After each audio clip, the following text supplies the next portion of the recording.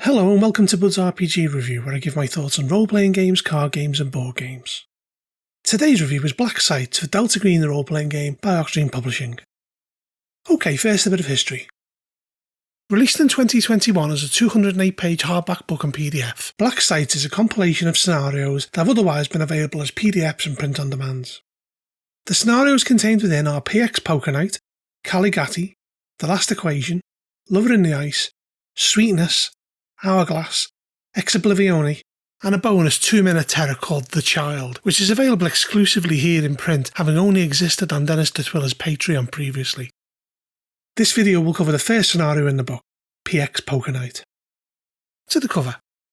Here we have an excellent piece by Dennis Detwiler, which is the exact kind of imagery I expect from Delta Green, and is actually based on Chris Lackey, a member of the H.P. Lovecraft Literary Podcast. Onto the inside. First up is the introduction. Here it gives some good advice on an order to run these scenarios in, which includes ones not at the time of writing available for Delta Green the role-playing game, such as Puppet Shows and Shadow Plays, Convergence, A New Age and Dead Letter, as well as existing ones such as the ones from Control Group, explaining that the child can probably be inserted at any point along the way. Okay, on to PX Poker Night.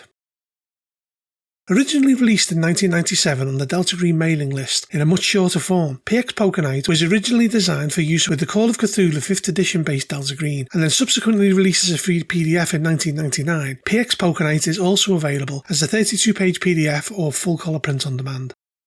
The scenario has been revamped, reworked and expanded for Delta Green the role-playing game with updated colour illustrations. There will be spoilers from this point on, so stop watching now if you intend to play this. The scenario is set on August the 22nd, 1998, a time where Delta Green is an underground operation that is always on the lookout for friendlies. It is designed to bring new characters into the world of Delta Green, and has players starting a Plat AFB. 6 pre-generated characters are included at the back of the book for this purpose, and all characters should have a long string of misconduct charges and even been locked up. Due to these misdemeanours, they have been stationed here. The base itself is home to vehicles that are due to be sold to foreign governments or sent to the Davis-Monthan AFB fields in Arizona. It is composed of a dozen buildings and 2 airstrips and is very isolated, with the nearest town, Marion, 30 kilometres away. The staff here is small and not all of the buildings are in use. Twice per month, decommissioned aircraft are delivered to the boneyard here. The base has a crew of 12 people who are here to maintain it. For many, the next step would be a dishonourable discharge or even military prison. They have little to do, with the only thing to look forward to being Saturday evenings at 8 PM when PX Poker Night is held, and it is the highlight of the week for the personnel. It is held at the NCO Club, with the bonus being that you can win senior officers' money. This particular poker night is about to take a turn for the worst. We have a map of the base, with each location detailed. The only armed people are the guards who have a rifle and a pistol, and these are passed to the next guard on duty when they swap over. The rest of the weapons here are in a locker that is accessed via the admin officers. They are listed in this table here, which even details things like pool cues and shovels. It then focuses in on the staff centre, breaking it down to actual rooms. The NCO Club, mess hall and admin officers are detailed. The motor pool is given some attention too, as it lists all of the available road transport. We then move on to the scenario itself, which begins with the title header, Strange Happenings. Over the last 25 years, Platte County has been home to numerous strange lights in the sky moving at incredible speed. They are known locally as ghost lights, and have never been photographed, nor any physical evidence provided. In 1981, cattle mutilations began, with over 100 being found dissected to date, and has come to the point where the lights are sighted every single night, even by the personnel at Platte AFB. Unbeknownst to everyone, the lights are caused by a small colony of Migo, the fungi from Yuggoth, who set up a base in an abandoned mine in 1975. The lights are the Migo flying around communicating with each other with their bioluminescence. In 1981 they started taking genetic material from livestock and secretly kidnapping humans, with the isolation of Platte County drawing little attention. As detailed in the Delta Green Handler's Guide, the Migo use biological puppets to communicate with humans, the Greys, stereotypical alien creatures that are recognisable by most, as humans react less violently to them due to their large intelligent eyes and childlike stature. Early in the afternoon on Saturday the 22nd of August 1998, a large US Air Force van arrives at the base and a man in a business suit flashes the guards his ID and shows them a bundle of orders. They're quickly let in and park near the admin building, and some men are wearing heavy body armour and carrying rifles with underslung grenade launchers guard the van. The man in the suit speaks to Major Jones, the head of the base, and then they get back in and drive over to the boneyard, where the van sits still with lights on inside. Major Jones then announces that the boneyard is to be avoided and all staff are to be confined to the base. If asked about the new people, he will tell them it is classified, assuring everyone that it should only be for one day. Pushy characters will be told to drop it.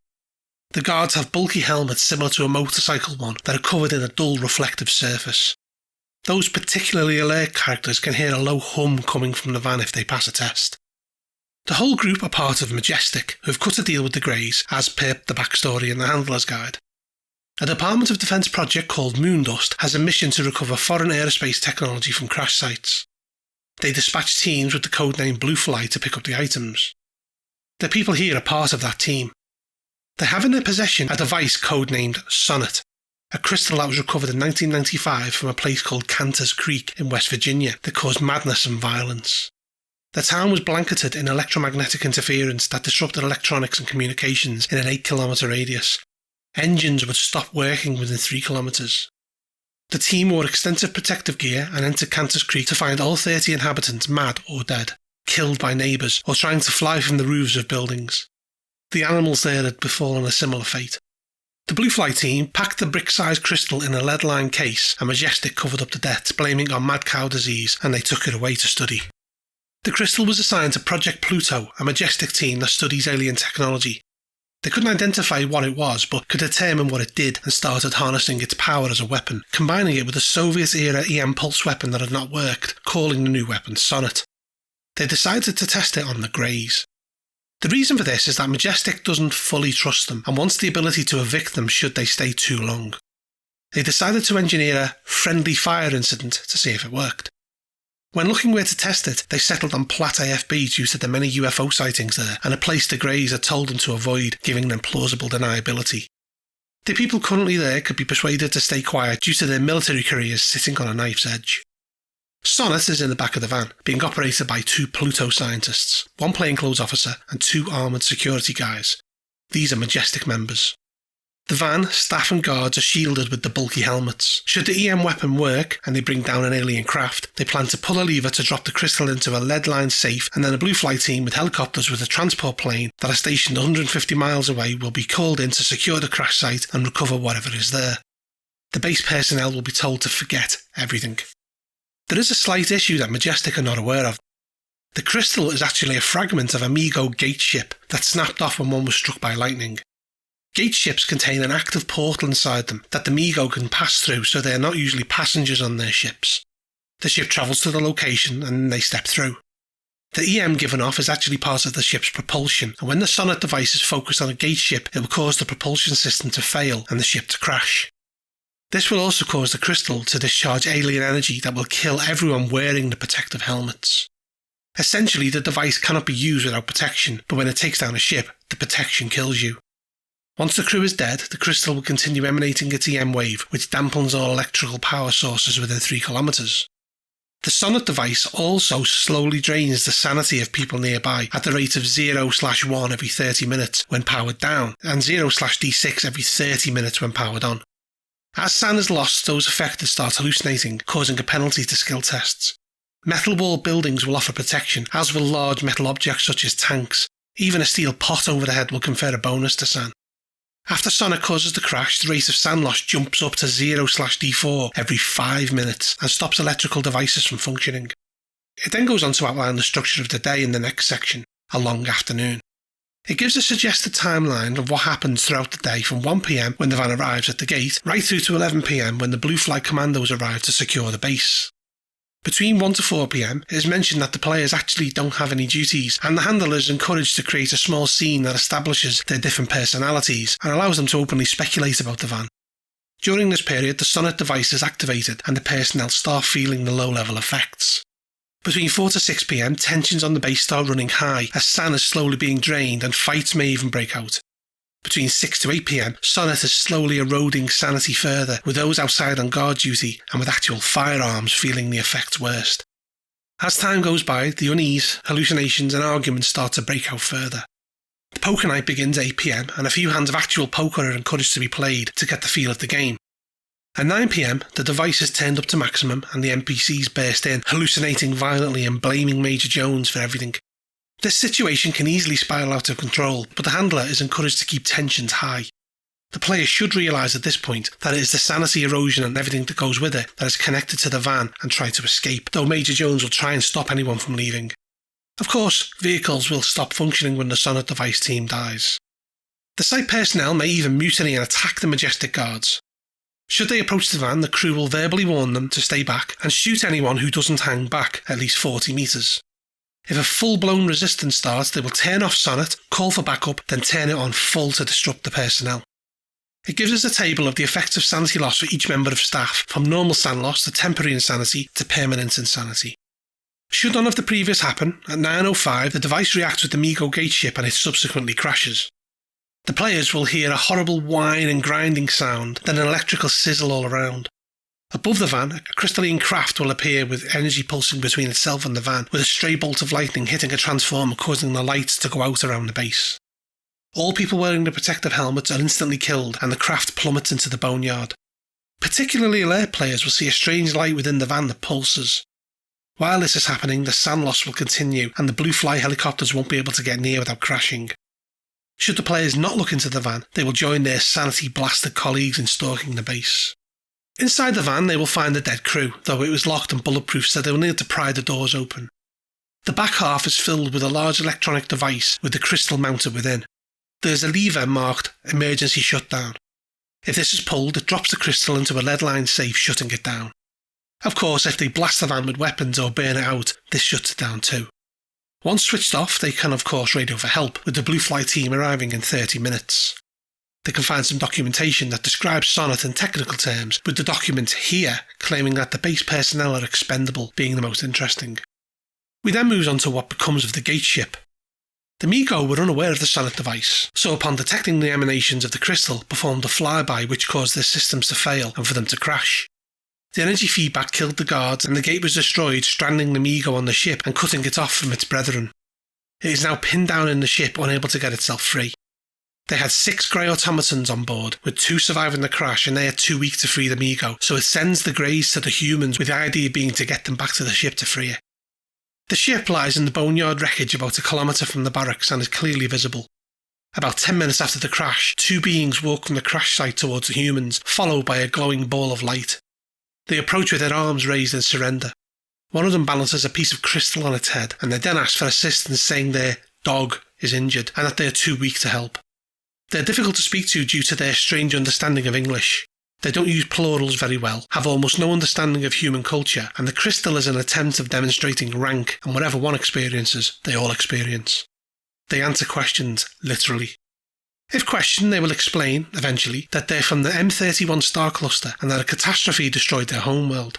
They desperately need genetic material because they're sterile, cloned for space travel, and only want peace and free trade with all species. They also offer assurances that they will put humans in contact with other species when the humans are ready. If nobody offers to come, one of the greys will grab their side and collapse, a really obvious ploy to get them to approach. The ship itself is a crystal octahedron around 10 metres long, which, despite its crash state, looks unmarked. It glows slightly and is surrounded by debris from the inside, which includes 3 badly burned grey corpses. The entrance to the ship opens magically from a central pinpoint into a 2-metre wide circle. The floor looks like packed dirt and it has a TARDIS-like large interior that is littered with debris and strange devices. Within the ship, at an intersection, lies a dead grey. To the right is an examination room, and straight ahead is the gate room. This has a trans-dimensional gate that leads to the nearby Mi-Go base. It's spherical and made of what looks like clay. A large chunk of the gate has come loose and pinned a hideous creature with crab-like arms and a spongy, chitinous exoskeleton. The head shifts colours between red and blue, and it whimpers in a disturbing way which sounds like a recording of a dog. It can be freed if the characters and greys work together. The examination room is pretty much what you would expect, and off that is a storage room that is piled up with personal items, watches, wallets and the like that go back around 50 years. It also has a set of drawers that contain indentations that are shaped like the greys, that is made from what looks like plastic and smells like burning cardboard. Should the Mi-Go be freed, the lights on the craft will go out and the greys will grab the characters with an unnatural speed and the Mi-Go will scuttle off. If the players try to block the Mi-Go, the greys will produce alien tools and use them to kill or paralyse them. Once the Mi-Go escapes, they fall lifeless to the floor. The ball of light will shoot out at the ship to distract anybody that might stop the Mi-Go, and then flies away and disappears. The ship will stop glowing, and after it has scuttled away into the dark and dusty maze of the boneyard, it will hang around for 3 rounds and then fly off into the night. The final problem the players face is the Blue Fly team of commandos. An Apache AH-64 will arrive around 40 minutes after the crash and will crash spectacularly itself if the sonic device has not been disabled.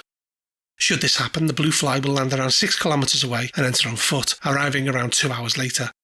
They will round up the base personnel and take them away for questioning. If Sonus has been disabled, the Apache will circle the base and then a Black Hawk will arrive 5 minutes later with the commandos. Should the personnel flee by vehicle, the Blue Fly helicopters will intercept them, taking them into protective custody. It is at this point that the scenario ends. They are flown out to Offutt AFB in Omaha, where they receive excellent medical care and are then debriefed and told that everything that happened to Platt AFB is now classified as top secret. They'll be told that it was an experimental device that caused hallucinations. There were no aliens and nobody was listed as expendable. It was all in their heads. They will be told that if they tell anyone, their families' lives will be turned upside down. If they agree to this, they are given an honourable discharge and $25,000. The next section deals with the aftermath. If this is being run as an introduction to Delta Green, then something else happens. A few weeks later, they are approached while doing something completely normal like shopping by a stylish black woman with braided hair and blue-tinted sunglasses, who introduces herself as Ms. Green. She will offer condolences about their friend and hand them an obituary which talks about the death of one of the other characters due to natural causes. She will then tell them that they are in danger.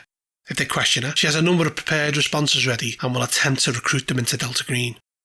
If they refuse, she will continue mailing them more obituaries showing the survivors from Platt AFB dying at a worrying rate. If they agree to her proposition, then they are recruited into Delta Green and their problems have only just begun.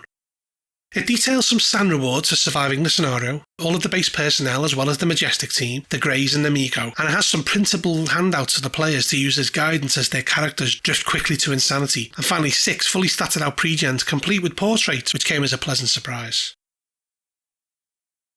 PX Pokerknife fills a certain niche in the Delta Green product range. It is a perfectly decent starter scenario to be used to introduce new players to the game, and I mean, there is a reason that it's been used for the last 20 years as a starter adventure, as it covers many of the themes that Delta Green hopes to show the players. Loss of sanity, violence, secrecy, aliens, mythos threats, cover-ups, the expendability of mankind, and the doomed salvation that Delta Green as an organisation wants to desperately convince new recruits to believe. Only previously available in a multitude of different formats, PX Pokerknife now slots into Delta Green's catalogue nicely, with proper art and system-relevant changes. The scenario could easily end up being a game of cat and mouse around the lockdown base between the barely sane players and the psychopathic and deranged personnel, with the lack of guns proving to make it a bit more challenging. Add the crashed alien spacecraft, the grey aliens and the horror of the Mi-Go to the mix, then top it off with the commandos arriving and taking everyone prisoner, and this proves to be a memorable game for those who've never played it before. However, I don't think more experienced players would receive as much gratification from it, as more often than not they will know what's behind the curtains and react accordingly. As a beginning scenario, I feel that this is a bit better at introducing players to the game than something like BlackSat, as it being grounded in the familiarity of an Air Force base would, I imagine, make it a bit easier to get your head round. I do feel like the interaction with the Mi-Go at the crash site could have been a bit more fleshed out, and perhaps a chase sequence following the glowing fluids of the wounded creature through the boneyard with all the creepiness that entails, as well as being pursued by the sanity shredded personnel from the base, could give a much better reveal of the creature behind everything, but that's just maybe how I would play it. I think new players will have a blast with PX Pokerknife, and as that is who it is generally aimed at, then that is what I'll base the score on. I give it an 8 out of 10. Okay, that concludes part 1 of Black Sites. Part 2 in this series will be Caligati.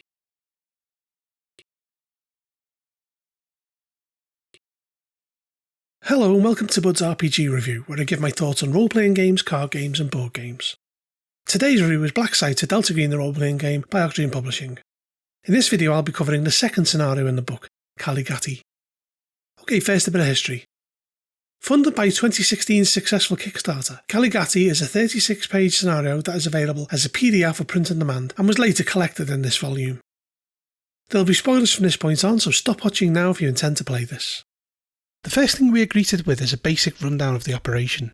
The agents are a group of soldiers, intelligence officers, federal agents or contractors in Afghanistan that are bound for the US Army Forward Operating Base Turner, or FOB, in the remote mountainous Paktika province, south of the Hindu Kush Mountains near Pakistan.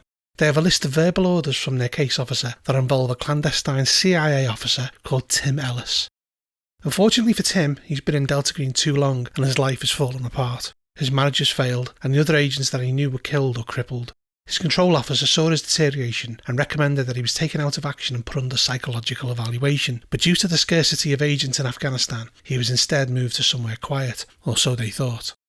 They arranged for him to be moved to FOB Turner and to watch for Taliban activity and investigate the rumours of a haunted village called Kaligati to find out information, report it back and take no other action. As the weeks passed, Ellis grew obsessed with Kaligati and finally he destroyed his notes and set out on foot to find the village. He has subsequently come face to face with the old power there and is lost. The writers are quick to point out that there are real-world places called Kaligati and they are unrelated to the fiction in this scenario. The agent's orders are clearly defined.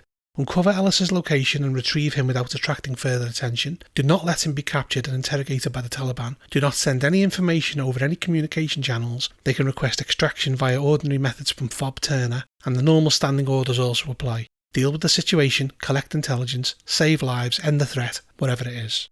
Next, it details FOB Turner. The base has been in the process of standing down for months. Originally built for around 1,000 men, it now contains around 60 US soldiers organised into 2 platoons led by Captain Byers and 2 lieutenants. Also, around 120 Afghan National Army or ANA soldiers have been moved into the other side of the base and are being prepped and trained by the American troops. A ceasefire with the Taliban has been in effect for the past few months, until this week. It gives information on Captain Byers and what he can tell the agent about Ellis. From his information, nobody saw him leave the base. The region suffers from electromagnetic interference, supposedly from magnetic ore deposits, and the base is covered by security cameras. Byers can show the agents footage of Ellis pacing outside his hut at 22:58, then interference for around a minute, and then he is gone.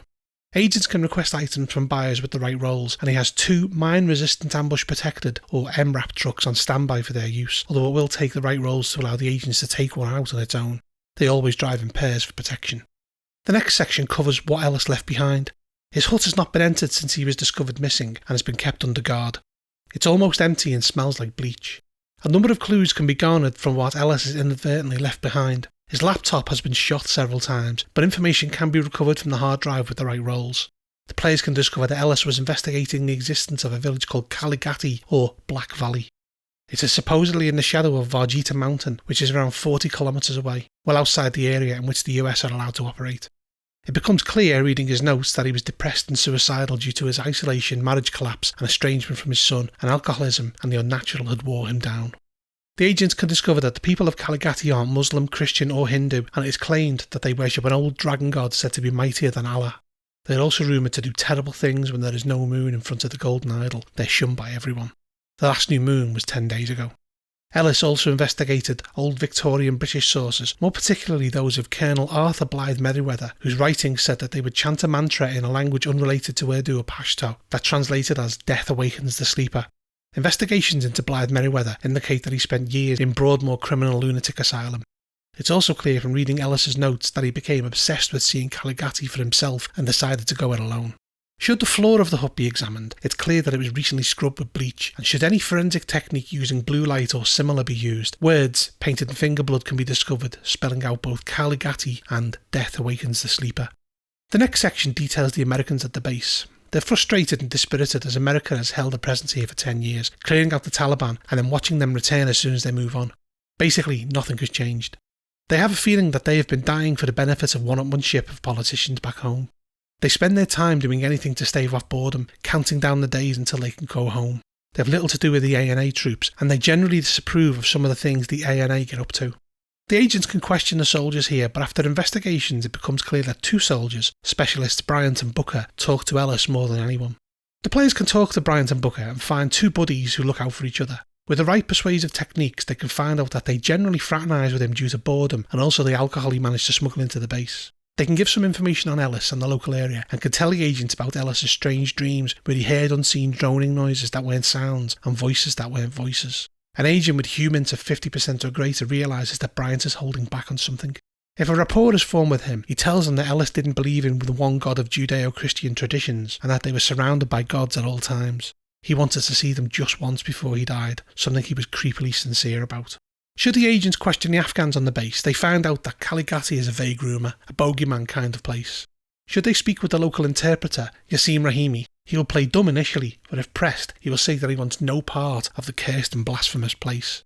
The people in the nearest village, Kuluj Kel, are generally friendly to both troops and the investigators. They have no ties to the Taliban and are ignorant of Ellis's disappearance. They deny any knowledge of Kaligati, but Bryant will tell them that this is nonsense as he has heard them mention it. If they are pressed on it, they initially pretend to not understand, but will ultimately admit that they are fearful. A few of their men have occasionally joined fighters who stand against Kaligati. The village is hard to find and the men camp in the mountains waiting for it to reappear. We also have details on what happens if the agents decide to use drones to find Kaligati. After the investigations, the agents should eventually decide to try and find Kaligati themselves. Captain Byers sends them in an MRAP with Bryant, Booker and the translator Yassim. It gives us stats here for all the pertinent characters, and eventually the agents should head out into the mountains to look for Kaligati themselves. After about 3 hours, they are 30 kilometres west when they are ambushed by the Taliban. The ambush is carefully detailed, step by step, in a really cinematic fashion that's really well done, and it has a deadliness that is suited to its surroundings. Depending on the outcome of this and the look of the players, the agents may need to continue on foot to Kaligati. Rules are given for both eventualities, also included is information on questioning any Taliban captives. After this, it moves on to Varjita Mountain. Compasses and GPS don't work properly here, and successful navigation can be difficult. Eventually, they should reach the Black Valley and the Cursed Village.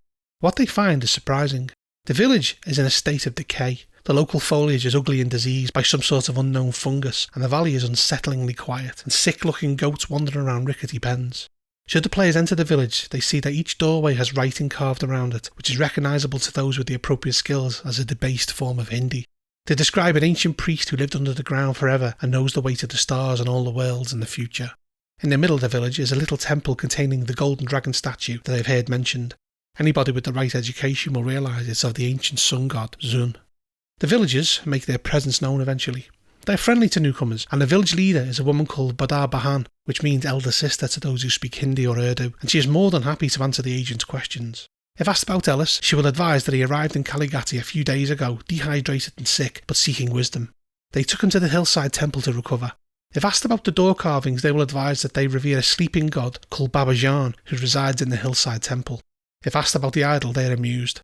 To the trained eye, they are clearly crazy. The next step is to visit the temple. The villagers are more than happy to take them up to the temple, and when they journey up the hillside, they find a crack in the limestone with steps leading down. As they descend the steps, they notice that the stone on either side changes to an unknown green-black substance that is cold and damp and draws the oil from any fingers that touch it. The guides, who stopped at the entrance, eventually follow the agents down, determined to sneak up on them. Eventually, the agents will come across the shunned temple. The walls and floor have strange sanity-sapping geometries and are covered in odd hieroglyphics that depict an unknown myth cycle of some kind of living things. The air is acrid and smells of decay. Ultimately, they will find Ellis, naked and kneeling in the darkness before a gigantic angular stone slab. An alertness roll will unfortunately show the agents what is laying atop this slab. A vast grey-black-green mass streaked with white veins that is made up of impossible curves and angles. Ellis has had his sanity well and truly shredded and is trying to awaken the slumbering thing in front of him. He has a knife and is covered in blood from cuts that he has made. This is when the action begins. Ellis lunges towards the agents with the dagger, and the villagers who followed them down make their appearance. After the first human dies, the thing stirs. When a second human dies, 13 glistening green eyes open and it speaks. The god priest, as it is known, is an ancient thing that has lain here in a catatonic state due to the stars not being right. They exert a strange force over the region, and the village of Kaligati was built to be near it and to feel the power of its impossible thoughts. When it speaks, horror hits the agents, an overwhelming, babbling psychic shout that can cause the unlucky who fail their sand rolls to throw fits, attack their friends and even try to devour them. All electronics are frazzled, and the only thing left for them to do is flee. The scenario then shifts into a chase of sorts, with the agents fleeing to the exit in the dark, and it's really all about luck at this point. If the players escape the temple, for the god priest won't pursue them outside its boundaries, they then have the insane villagers to deal with as they revel in the delight of savagery and slaughter. One ensues as a running battle to get out of the village, and there are even rules for a siege should the players hold themselves up there. The aftermath is just as hopeless as the pursuit. The players have a chance of catching a disease if they stayed in the village for too long, and an airstrike to destroy it is doomed to fail. Agents that want to return to Kaligati to wipe it out, upon returning find that it is nowhere to be seen.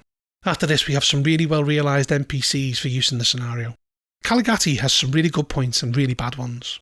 The setup and investigative side is really well thought out, and the ambush is something that you can easily picture happening. The village itself is sufficiently creepy to be memorable, but once the players reach the temple, it tails off sharply in my eyes.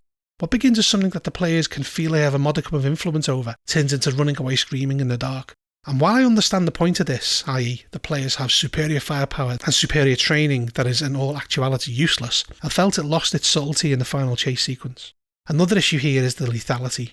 There is every chance that half the team could be dead before the finale due to the ambush, and with no communication channels open, there is no way for new players to get into the game unless they are a villager or a soldier, and a lot of it is down to sheer luck rather than good decision making. Additionally, the ultimate fate of Ellis is not really addressed in a meaningful fashion, and the whole ending kind of left me deflated. The art throughout really nice, although, as with all the other Delta Green scenarios, a few character portraits would have done it a lot of good, and you should get a good few sessions worth of material here if you're careful and build the tension, but I felt the ultimate realisation of what was happening didn't live up to what preceded it. I gave it a 6 out of 10. Okay, that concludes part 2 of Black Sites. Part 3 in the series will be The Last Equation. Hello and welcome to Bud's RPG Review, where I give my thoughts on role-playing games, card games and board games. Today's review is Black Sites for Delta Green the role-playing game by Octarine Publishing. In this video I'll be covering the third scenario in the book, The Last Equation. Okay, first a bit of history. The Last Equation was originally released in 2010 as a free download for the old Delta Green supplement and was revamped and updated in 2018 as a 24-page softback scenario for Delta Green the role-playing game and later collected in this volume. There'll be spoilers from this point, so stop watching now if you intend to play this. First up is the introduction. Here we are introduced to Phacius Claudin, a 16th century mathematician, sage and astronomer who is well travelled in his short life. He published 6 books on astronomy and mathematics, with his 7th on the subject of cosmology, Libri Pluribus Admiratio, or Book of Many Wonders. Despite being remembered as a minor inventor, he is best remembered for the Laqueus equation. Rendered 6 days before his death, it is regarded in some circles as either an epiphany or complete gibberish, with 500 years passing without it being solved by the world's most brilliant mathematicians, until now. A mathematics graduate student, Michael Way, has successfully cracked the equation by discovering a cipher embedded in the last book. He has discovered a complex formula which renders reality down to mathematical simplicity never before seen, a reduction of the entirety of existence through prime numbers, revealing a vast reality behind the mathematics. Way passed his discovery onto a private mathematics mailing list just before the true horror of what he had found out had settled into his consciousness. 4 hours later, he drove to Teaneck, New Jersey, purchased ammo for a stolen shotgun, then entered the home of Dina and Malcolm Ridgway and murdered them with their 6 children, killing the last of them out on the street in front of witnesses. Before police arrived, he spray-painted a sequence of numbers on the pavement, then shot himself in the face. There are no clues, no motive, and no connection between the Ridgways and Way. This is where Delta Green entered the equation. When the report reaches the National Crime Database, the sequence of numbers triggers an alert as a possible paranormal event. The numbers have been seen on various occasions and are high on containment protocol lists. Within an hour, a team is assembled and on its way to New Jersey. Oddly, when Delta Green reaches out to the agents, they are asked about their expertise in physics and mathematics, with those who were skilled in it being overlooked this time round. Eventually, the players should join the investigation in an official capacity under the FBI, although they can come under the eyes of the investigation's commander and risk exposure if they're not careful. Here we have a briefing of Operation Iapetus, which details exactly what the agents are expected to do.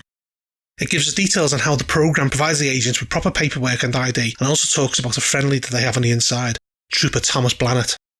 A 22-year veteran, Blannett will assist the agents however he can, but will fall short of crossing certain lines like falsifying evidence, murder, or abductions.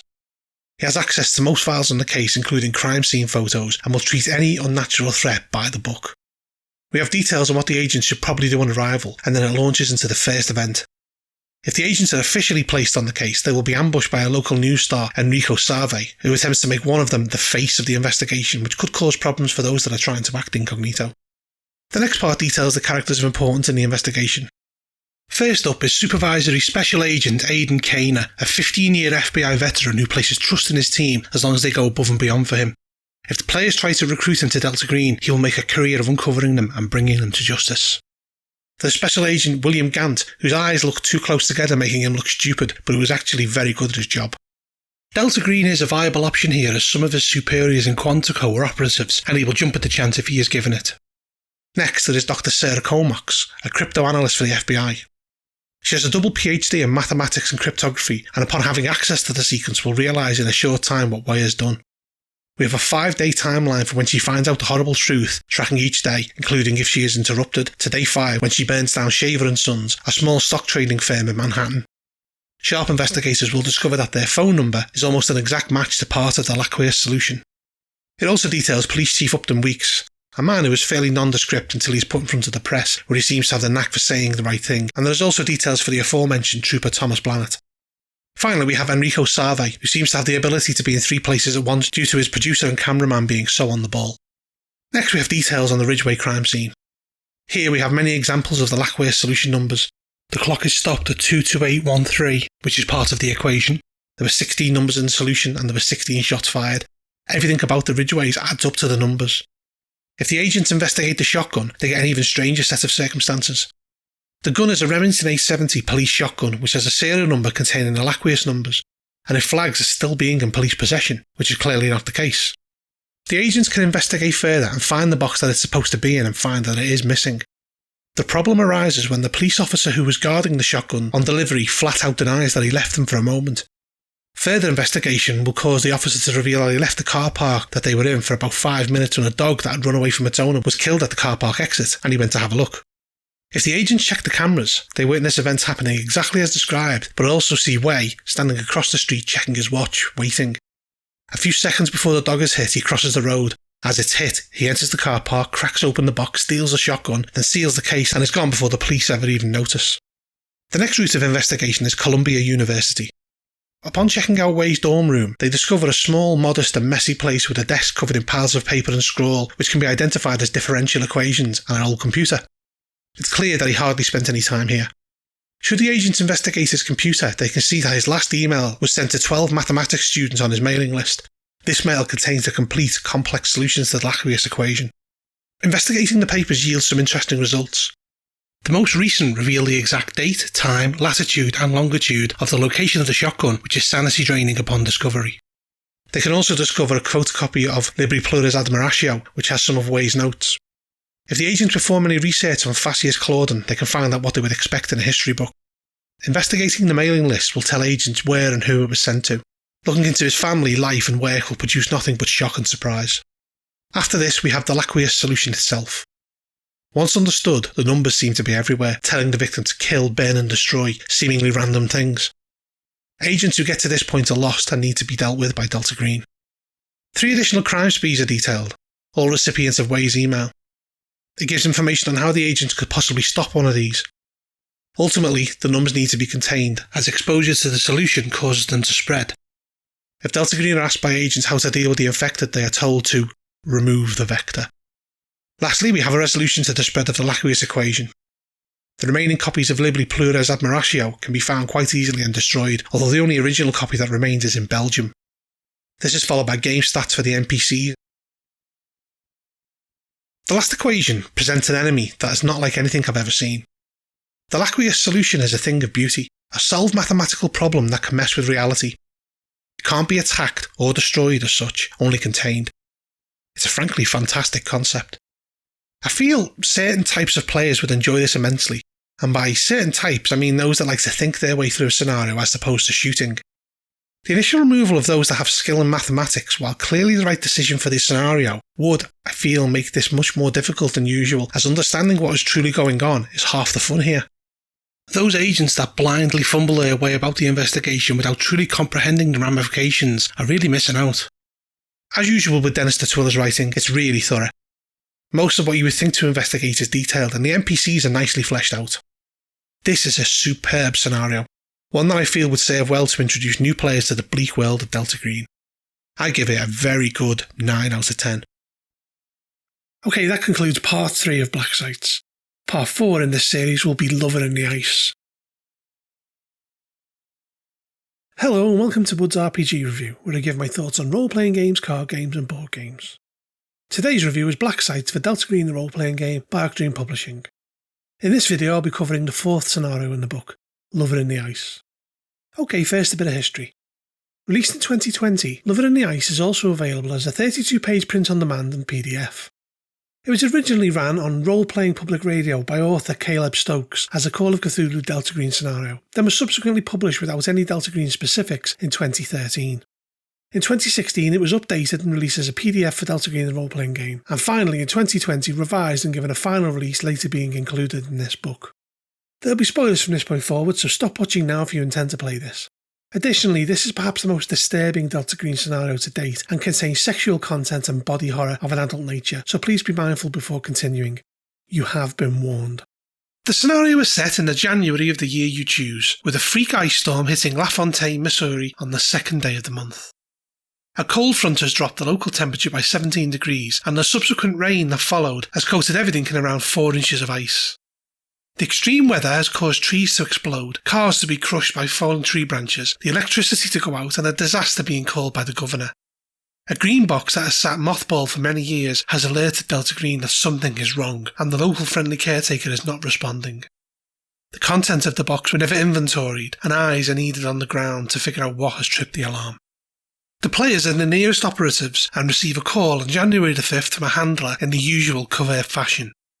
They're given a time and a place to meet, the TSA conference room at Lambert Airport, St. Louis, Missouri at 11:45 p.m. that evening. Players are left to make their own way there by whatever means they can. Once there, the TSA agents allow them into the conference room to be greeted by DHS Special Agent Patrick Hill, who they have met previously. He never calls Delta Green by name, referring to them as the group, and gives them a rundown of the situation, that being of the storage unit that has been in use since the early 1990s at Earl's Rent-A-Space, Unit 1701. Its designation is GB224. It's looked after by a friendly who works for LaFontaine City Utilities, who is not an agent but who can be counted on for help as they believe it is a CIA storage facility. It had a silent alarm that warns of intrusions, and this was tripped on January the 2nd.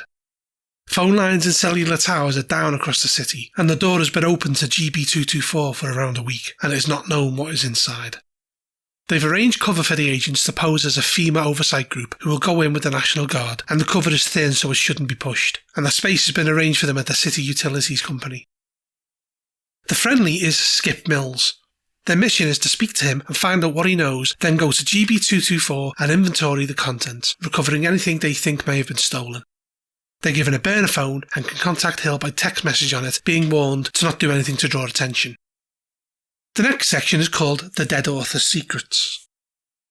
The whole incident can be traced back to an author called Ryan Whitehead, a man who was famous during the 60s for being an author similar in style to Hunter S. Thompson. Riding the crest of the wave of fame, he was hired by a San Francisco-based magazine called Blammo to write gonzo journalism, being paid to go to Brazil and report on the Trans-Amazonian Highway. In 1967, he journeyed there with an editor from Blammo called Gabriel Laurentinos and childhood friend Albert Kapchka. They were reported as checking in with their military escort and then simply vanished. Whitehead was spotted 5 months later in his hometown, looking gaunt and having developed a tremor, greeting all questions as to the whereabouts of his party by insisting all would be explained in his next book. He remained under investigation by the police, though was never charged with anything. His drug and alcohol abuse became more pronounced, often raving about monsters lurking in the jungle, and his wife divorced him in 1970 with claims of domestic abuse, screaming fits and a lack of intimacy. Blammo sued him and won, claiming damages from his undelivered article and unwillingness to account for the rest of his party. Whitehead assured all that it would be clear in his next novel. The court case and various addictions wiped him out financially, and in the late 70s he declared bankruptcy and started drawing government disability, spending the rest of his life locked away in a tiny government assistance apartment, growing more and more reclusive. He tried to sell some of his things in 1981 to a collector, and this ended in a double homicide at his apartment complex. He was found dead with a self-inflicted gunshot wound, with a note pinned to his chest, apologising for his life and urging whoever found it to not open the box. The note is contained in GB224. A Brazilian ammunition box was found near his body by Delta Green agents, who were far underground at the time, and the warning was heeded and it was secured along with his belongings in the green box. The records on Whitehead are available to Delta Green, though the knowledge that the evidence was in GB224 has been lost. Whatever was in the box seems to have been released as a result of the ice storm. The next section is called The Threat. As it turns out, Skip Mills has fallen foul to the content of the Brazilian ammo box. He's been turned into a reproductive organ of a creature called the Amante, a nightmarish thing from the Amazon that is responsible for Whitehead's life being wrecked. Mills has been driven insane by it and spawned a new Amante that is now picking its way through the city, corrupting and devouring as it goes. If the weather breaks, there is no telling how much damage this could do. The creature has two aspects, the Seeder and the Incubus. The hellish Seeder is a foot-long phallus that the Amante leaves implanted in its victims that ends in four serrated bone needles that form a ring around a black gill that acts as an esophagus and provides air and food to the host. Two of the bones are attached to veins that pull blood from the victim, where the phallus changes it biologically to an orange fluid that replaces the blood of the victims.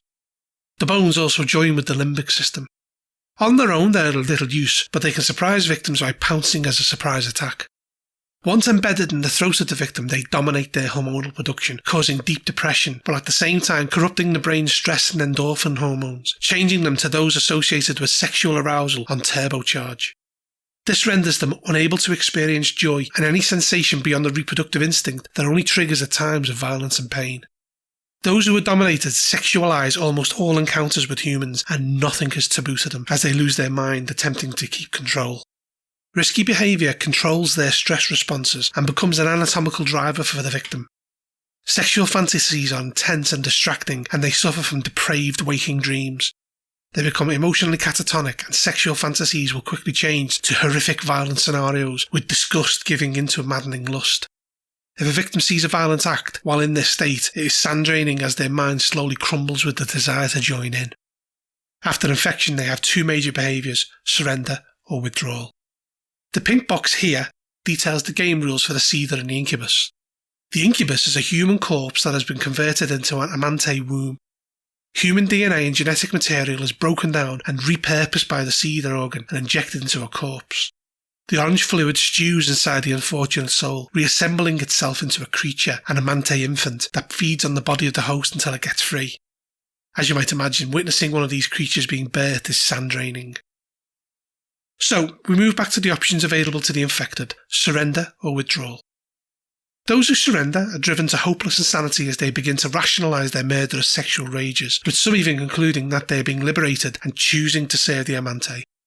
They start to put together encounters with large groups of people in order to find suitable hosts for implanting or to murder them with a Seeder phallus to provide an incubus. Those who withdraw choose to remove themselves from society, most often those are implanted with the Seeder of a dead Amante. As the Amante exerts no influence, they feel more intense shame for their actions, often turning to self-harm, finding any act of violence arousing and sand-draining. Those who lose control through sand loss cause the Seeder organ to burst forth from the mouth of the host to attack until murder is committed or they are incapacitated. A nightmarish creature indeed. It gives some guidance for agents being infected, as such a thing could compromise the entire mission. It states that they should be given a chance to resist the Amante long enough to flee the scene. If they can stop themselves from screaming in terror by passing a sand check, they can prevent the Seeder from being forced down their throats. If they are infected, they instantly pass out, waking up a few minutes later nauseous and exhausted. The player can remain in control of the agent, however each time a fantasy is resisted or violence witnessed, a sand check is made. If they reach breaking point, the handler can give them one chance to commit suicide or lose control completely and attack the nearest warm body. They need to fail a sand test to do this, unless they are adapted to helplessness. If they pass the sand roll and attack, they need to make another roll once they realise what they've done, then the whole process begins again. The Seeder can be removed by surgery, though this is hard as it is fighting back, or they could die or reach zero sand, by which point they become a willing servant of the Amante. Okay, so with the background established, let's move on to the timeline of the disaster. It states that between 2001 and 2003, Delta Green was officially reorganised with their resources catalogued and repurposed, as some of the stranger artefacts being housed in green boxes, that being unassuming civilian locations. They're rigged with security systems and local friendlies are put in charge of their safety. Such was the case with GB224, with Skip Mills believing he was guarding a CIA storage site. On the 2nd of January, you have the storm that strikes LaFontaine that causes a tree branch to snap off and smash through the roof of the storage unit, breaking open the Brazilian ammo container and freeing the Seeder organ, it having survived in a state of hibernation. We then move on to the timeline. At 1 AM, Mills arrives to investigate GB224. This is recorded on security cameras. At 1:05 AM, the Seeder attacks, forcing itself into his throat. Mills passes out. At 1:30 AM, Mills wakes up and staggers out of the facility. This is also captured on camera. At 2:30 AM, he arrives home and, driven by the urges of the Seeder, murders his mother, turning her corpse into an incubus, slipping into shock at the realisation of what he has done. At 5:45 a.m, fearing discovery and in an attempt to cover his tracks, he goes to work as normal. Between 6:30 a.m. and 1 p.m, he has quite a wild day, with power being out all over the city, and he stays in his office handling calls badly. Interacting with his secretary fills him with the horrific urges that drove him to kill his mother, and he stays in the office looking at pornography in order to quell these temptations, going home eventually as he feels sick. He visits a sex shop and buys a huge amount of pornography, then stays at home committing abuse on himself to resist the otherworldly urges he is experiencing. At 6 a.m. January the 4th, the Amante emerges from the corpse of his mother, scrabbling through the ceiling to find victims. At 7:15 a.m, Mills fails to return to work and follows his murderous urges by attacking the agent when they visit him. More on that in a bit. Meanwhile, between 9 a.m. to noon, the Amante preys upon pets in the local area, devouring them and growing. At 1:30 p.m, it implants Melody Farthing while she naps. At 5 p.m, it overpowers Tilda Hastings as she checks the noises from the room of her roommate. At 9 p.m, Jonah Washington, the third roommate at 1824 West Ambrosia Street, arrives home and is immediately sexually propositioned by his two roommates. Thinking they are joking as he is gay, he goes along with it, allowing himself to be partially stripped before resisting and causing them to attack him. Jonah flees, partially dressed into the cold, with the girls pursuing him until the Cedars' aversion to cold causes them to retreat back. At 10:15 p.m, the girls find the homeless man and offer him refuge in their home. When there, they murder him, filming it, and then spend the rest of the evening watching the tape and abusing themselves to please the Amante. On January the 5th, the danger spreads.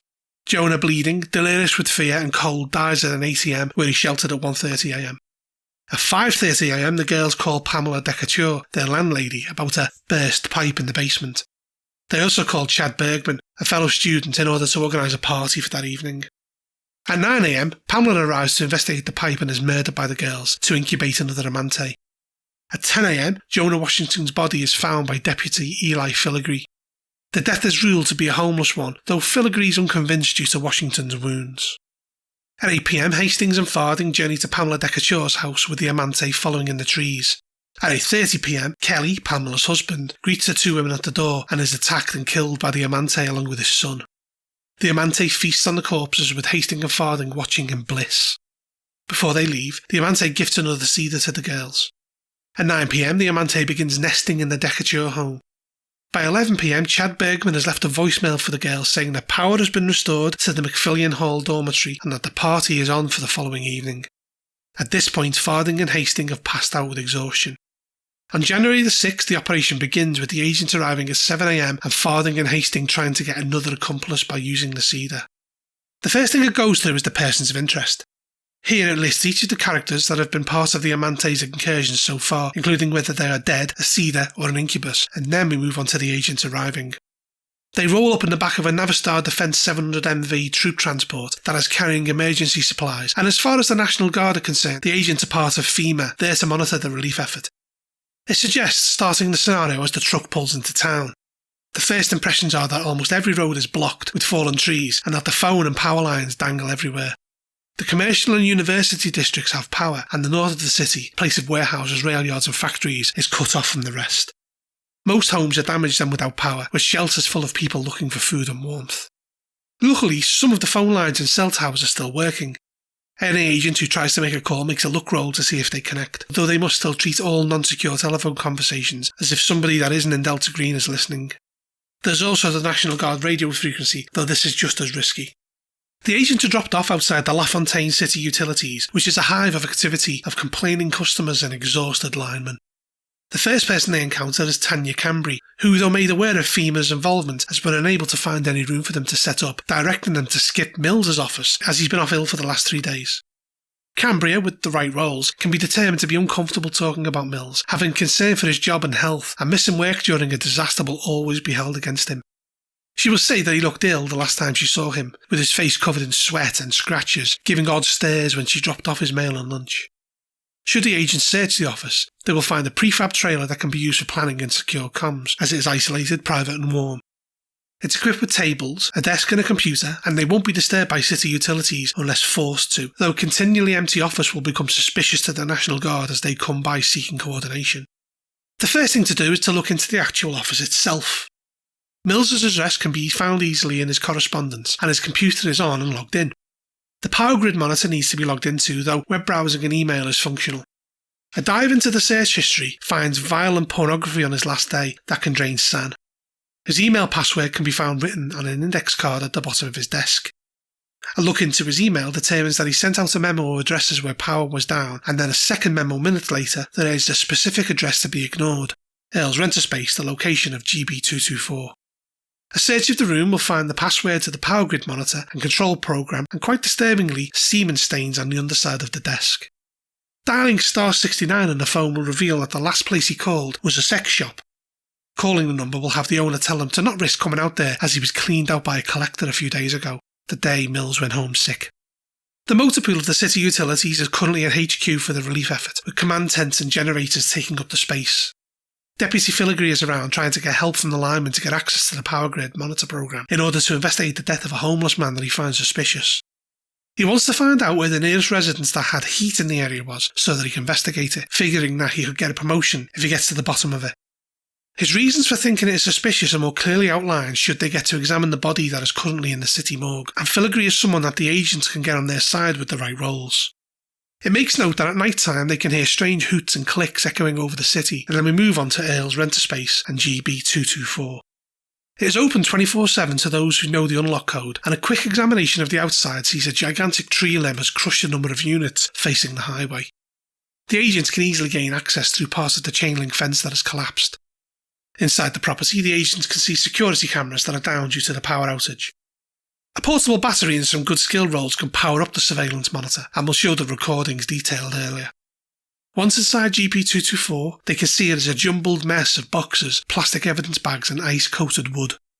The security motion sensor is down, but can be found plugged in. In the corner near where the branch is broken through is a footprint alongside a pool of frozen, bloody vomit. Should the handler want to give the agents a bit of the flavour of the strange and disturbing Delta Green has to offer, it lists a number of oddities that have been stored here. Among these are a list of descriptions of hands printed on yellow dot matrix paper around 40 inches thick. It gives an exact description of the hands, and if the agents take the time to read it, they eventually find their own hands described, with two fairly disturbing final entries. There's a violin that is silent when played but can be heard in other rooms, even through walls, and a load of other oddities that should give your players the creeps that I won't spoil here. The thing they are looking for can also be found. The notes on the Amazon trip by Whitehead, which are handouts at the back of the book, alongside his suicide note and the empty ammunition crate. The player should read the notes and can surmise that an unnatural thing was cut from the mouth of Albert Kapchka that was in the crate and is now gone. It was from a tropical climate, sex and violence are involved in what this thing does, and it communicates by hooting, and Whitehead led a life of reclusiveness due to the Amazon events. The next section detailed is the city morgue, where the corpse of Jonah Washington is kept.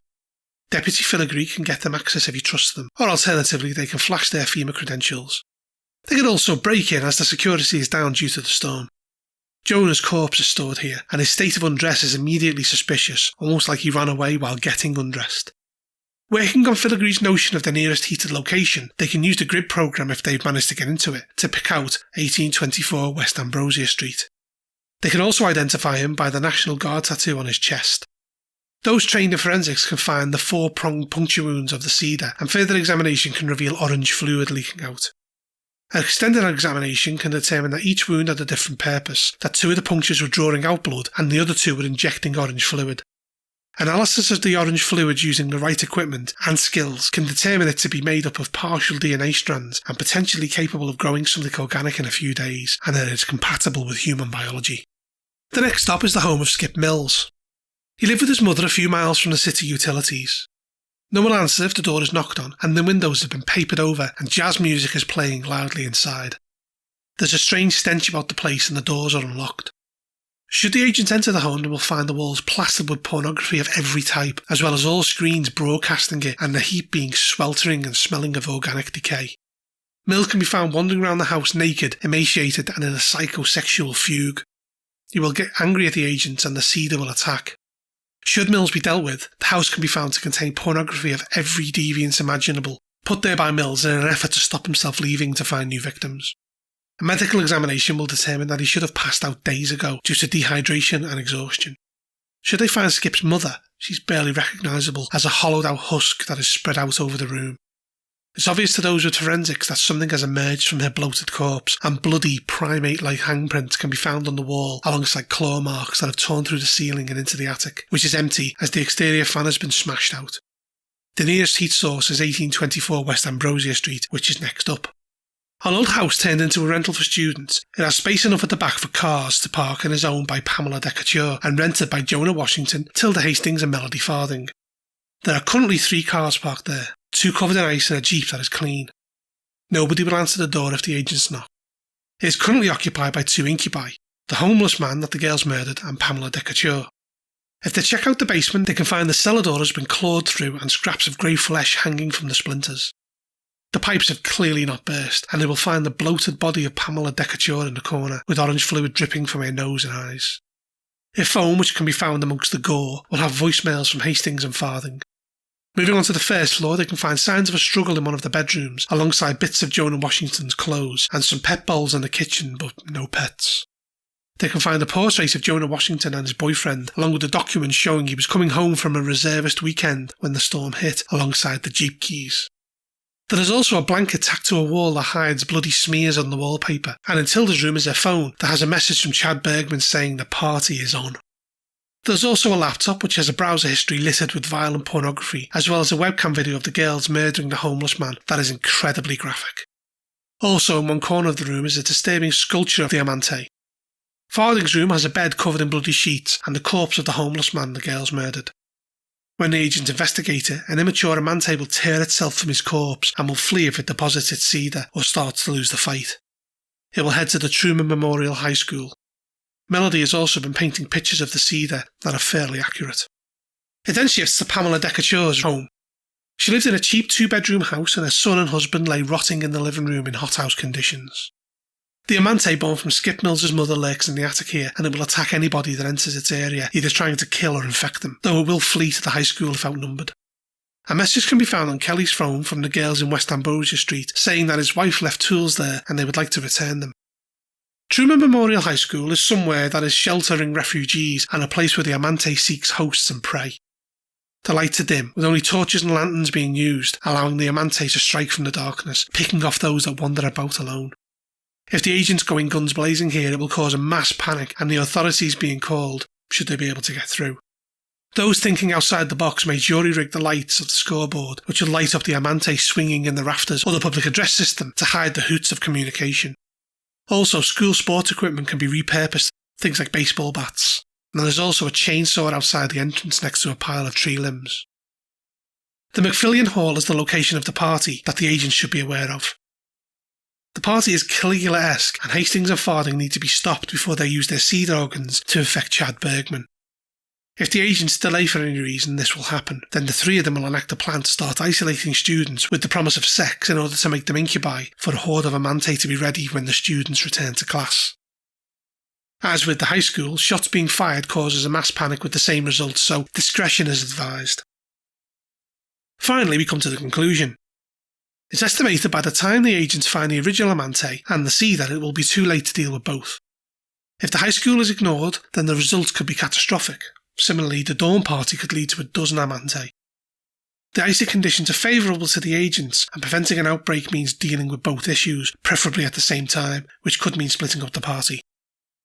The icy conditions, of course, won't last forever, and there could be legal repercussions and information leaks, with survivors that witnessed the Amante or cedar attacks being a problem that the agents may need to deal with by helping them correctly understand what they actually saw. Of course, dosing witnesses with hallucinogens could help this, however immoral and dangerous that may be. Should the agents fail their mission, rioting will start at the university, spreading throughout LaFontaine, with the deaths from the ice storm being drastically underestimated. Rumours were spread of the government wiping out entire buildings with thermite, but obviously that's just crazy talk. Finally, we have the stats for the Amante itself, including all of its powers and a good description, as well as stats for Deputy Eli Filigree and Skip Mills, and handouts for the suicide note and the account of the Amazon journey written by Whitehead. And lastly, a Delta Green character sheet.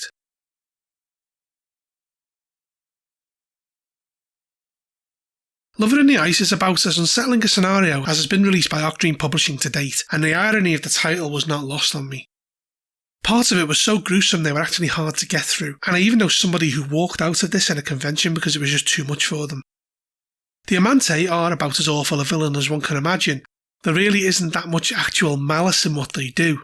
It's a matter of survival, using an almost alien method that's just too disturbing for us to acknowledge, and the way the Seeder transforms the thought process of those infected to become psychosexual murderers who are unable to feel joy in any real sense unless they are doing the will of the Amante, and the way it so easily strips away their humanity is ghoulish to contemplate.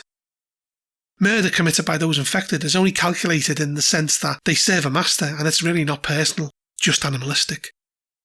The background storyline is excellently realised, so much so that it takes up a fair chunk of the book, and the contents of BG224 have a number of adventure seeds and strange evidence items that hint of a bigger picture that I found on point for what Delta Green is trying to achieve, and at times they were even more disturbing than what the Amante was doing. The handouts tell an excellent story in a Hunter S. Thompson-esque manner that players are sure to appreciate, and the art throughout is decent, though the Amante doesn't really look as terrifying as described, and it's worth mentioning that the isolation due to the storm and the sense of general abandonment around the city paints a stark background to the events of the scenario and serves well to add to the atmosphere. And when you add the hoots and whistles of the Amante communicating to each other on the desolate ice-covered streets, it definitely delivers on the creepiness scale. The big issue really for me is how careful a handler should be when running this. I would suggest really knowing the people you run this for before doing so, as the way the scenario is set up to use the content contained within could be really offensive and troubling for some people. Convention play should probably be avoided if it's for a group of strangers. Additionally, the sandbox type of structure of the scenario may leave some players wondering what on earth they need to do next, as I feel one or two of the clues are a little less obvious than they should be. The password to the power grid monitor being on the back of the calendar, for example. However, should you be able to in some way get past some of the more obvious hurdles that this scenario presents, this is an absolute top draw scenario, and just as disturbing as it should be for a game of Delta Green's pedigree. With a group and a handler who are jointly fully invested in the creepiness and body horror that Lover in the Ice serves up, this could genuinely be an amazing experience for all involved, and one that they can be sure to not forget in a hurry.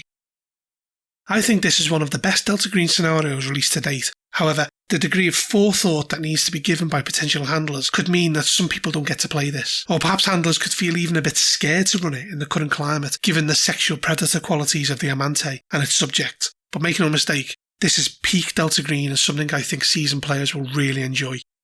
I give it a 9 out of 10. Okay, that concludes part 4 of Black Sites. Part 5 will be Sweetness. Hello and welcome to Bud's RPG Review, where I give my thoughts on role-playing games, card games and board games.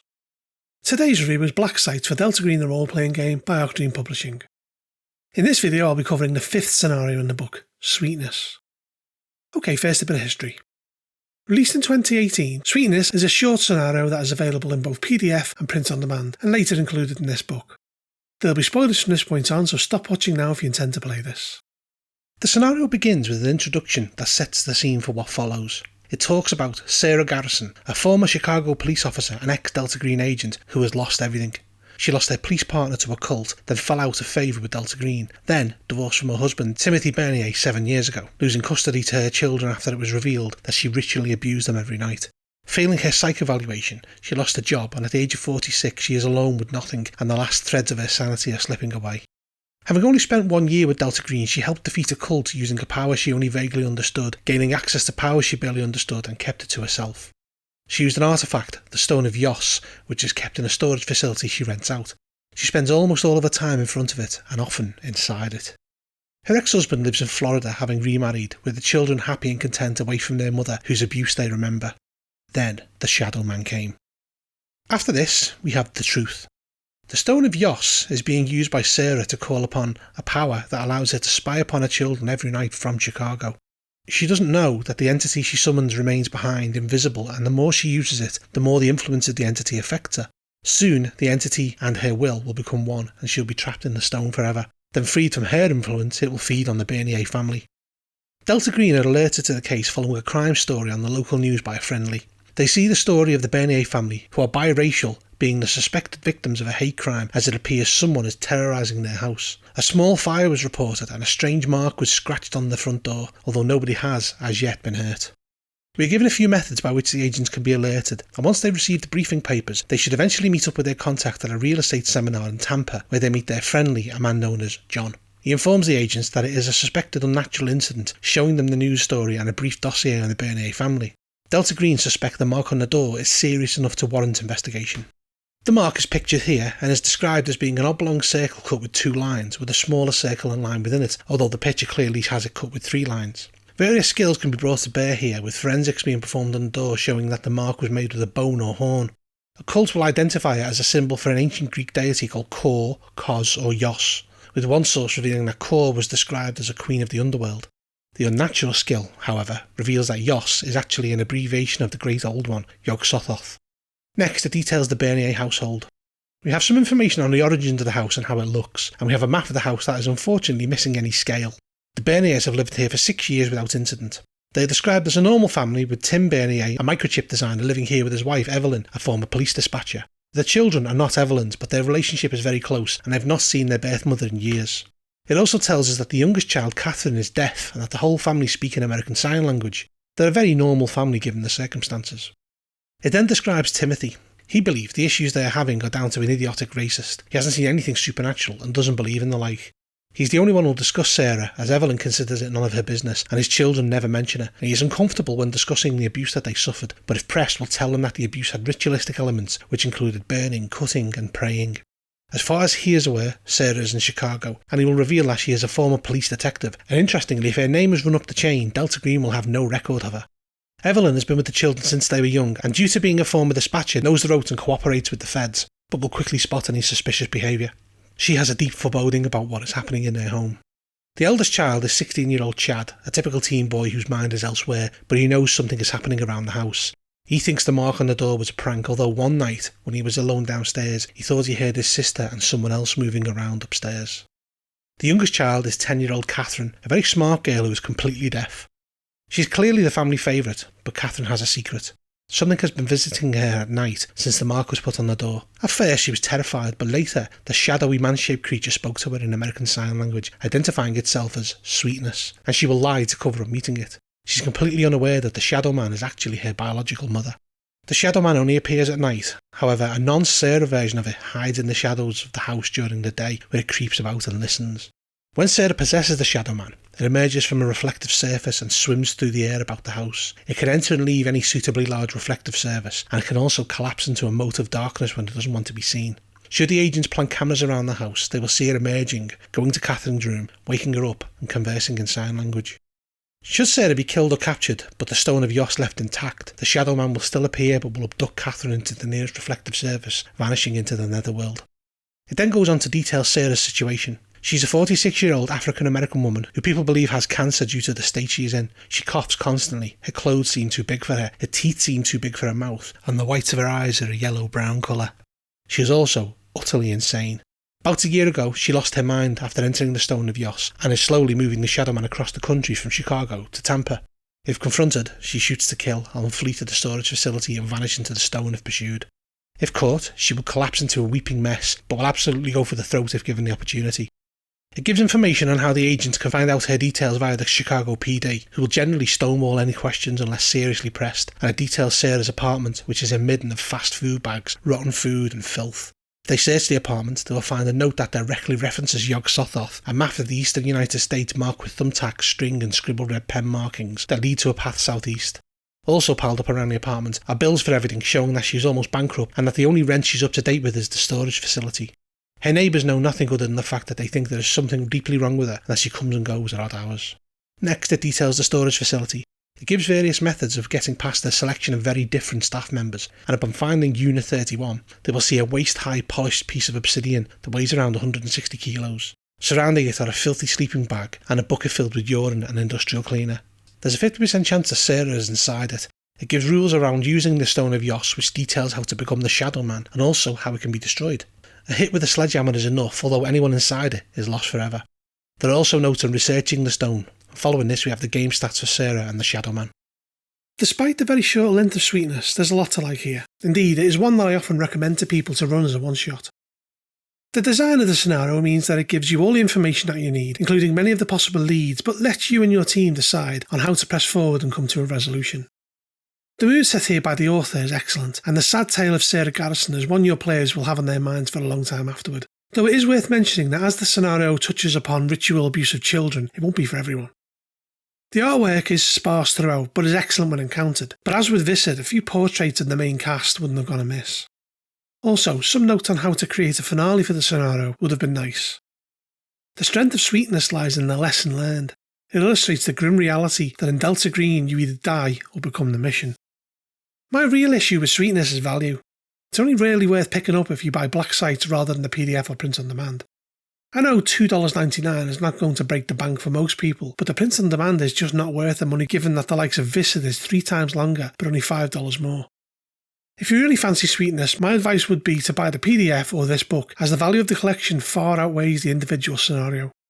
I give Sweetness a 7 out of 10. Okay, that concludes part 5 of Black Sites. Part 6 in this series will be Hourglass. Hello and welcome to Bud's RPG Review, where I give my thoughts on role-playing games, card games and board games. Today's review is Black Sites for Delta Green the role-playing game by Octreon Publishing. In this video I'll be covering the 6th scenario in the book, Hourglass. Okay, first a bit of history. Released in 2020, Hourglass was not part of any of the Delta Green Kickstarters and is available as a 30-page print-on-demand and PDF. There'll be spoilers from this point on, so stop watching now if you intend to play this. Our scenario begins with a section called Briefing. It talks about an internet video that has already, at this point, gone viral. It shows a middle-aged, dark-haired, harried-looking woman standing on a park bench crying and shouting at a group of confused people. She is saying that they live in a place that does terrible things and accept their part in that community. She says that they take its money and it takes their women and children, and then she suddenly begins screaming in agony and vanishes. The crowd back away in terror and the man holding the phone exclaims in confusion, and then the video ends. The agents have been called to a secure meeting room in the FBI offices in Portland, Oregon. It's 10 AM on a Thursday and their case officer turns off the video screen. If this scenario features the Outlaws, then this information is received by an encrypted thumb drive that is couriered to them. The video was recorded 4 days earlier at 1:13 PM and the case officer explains that there's no indication that special effects have been used. The program, if they're being used, are already doctoring the original footage to make it look fake and spreading disinformation, establishing a hoax narrative. It went online 86 hours ago, went viral 37 hours ago, and came to the attention of Delta Green 33 hours ago. It was posted by the boy holding the phone, a 17-year-old would-be internet star going by the moniker Raw Dog. His actual name is Herbert Roderick Salisbury. Their briefing also contains his address. The vanishing woman in the video is Terry Santos, formerly Terry Harding, formerly Terry Wilkins, a resident of a religious compound outside Hourglass, Oregon. She moved to Hourglass around 10 years ago when her then-husband got a sawmill job. 5 years ago he died in a barroom brawl, and 4 years ago their 8-year-old son died of leukemia. 2 years ago she moved into the religious commune of the Church of the 12 Martyrs, and a year ago married another resident, Robert Santos. She has minimal social presence, especially in the last 2 years. The agents will receive a dossier on Terry Santos and have the following mission: find out what happened in the video, stop the incursion, save lives, establish a mundane narrative to explain everything away and protect Delta Green from exposure. It then moves to the background. Terry Santos died due to a magical ritual that was cast by a worshipper of the Great Old Ones, a centuries-old survivor of reincarnation and unnatural life extension, a Samuel Woodman, an evil and ancient cultist currently contained within the body of Jake Elliott, a 12-year-old boy.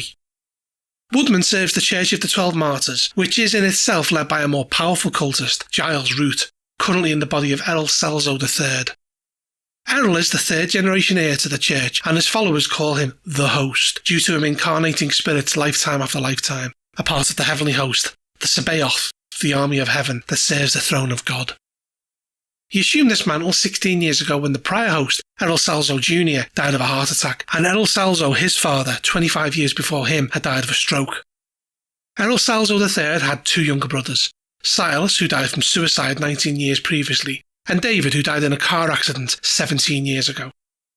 Errol Celso III had actually murdered them to stop them from betraying the church, and there is no evidence linking him to the murders. Errol Celso III never married or had children, and his mother, Rhea Celso, manages the business of the church. The host, Giles Root, is the leader of an old group of sorcerers called the Sons of Serenos, and he has possessed the bodies of descendant after descendant for the last 200 years. The Sons of Serenos began in 17th century New England as a group of warlocks dedicated to alchemy and sorcery. Initially, they hid amongst Puritans, but drifted away when the witch trials began. They occasionally met in caves in Maine to conduct hideous rituals to Shub-Niggurath with a clutch of Shoggoths. These rites earned them a long life, but not true immortality. An ally from Innsmouth found the secret in the Necronomicon itself, a way to transfer the life and consciousness from one brain to another, but that ally was murdered and the sons wandered for around 20 years to seek a new place for their rituals. In 1948 they found hills that rose wild with woods and rivers in Argos, Oregon.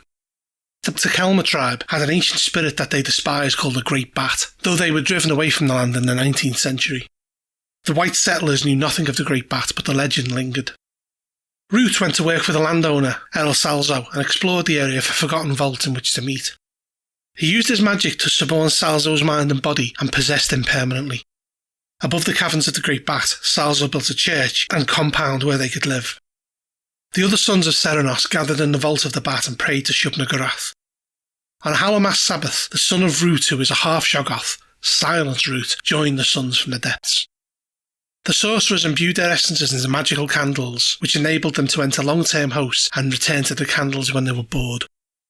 Root, in the body of Salzo, founded the Church of the 12 Martyrs. Silent Root assumed a form that looks like a black meteorite, and this was named the Ark of Sabaoth and called holy. Decades have passed and the church has thrived. Those seeking answers and solace came, strong-willed fled, and the weak remained. Today, Root reigns the son of Serenos in the body of Errol Salzo III. Two other sons live in the bodies of two other young men, born to Salzo, and the women who worship him. Silence is silent. They've grown complacent. Terry Santos's outburst caused the sons to have to silence her, and this has drawn the attention of Delta Green. After this, we move on to Argos itself. It gives us a map of the relevant parts of the area and informs us that it has a population of 31,253. It is rural and insular, surrounded by forests and hills, and the origin of its name has been lost to time. The lumber industry here declined in the 1970s, though most of its economy is driven by outdoor tourism such as hiking, fishing and rafting.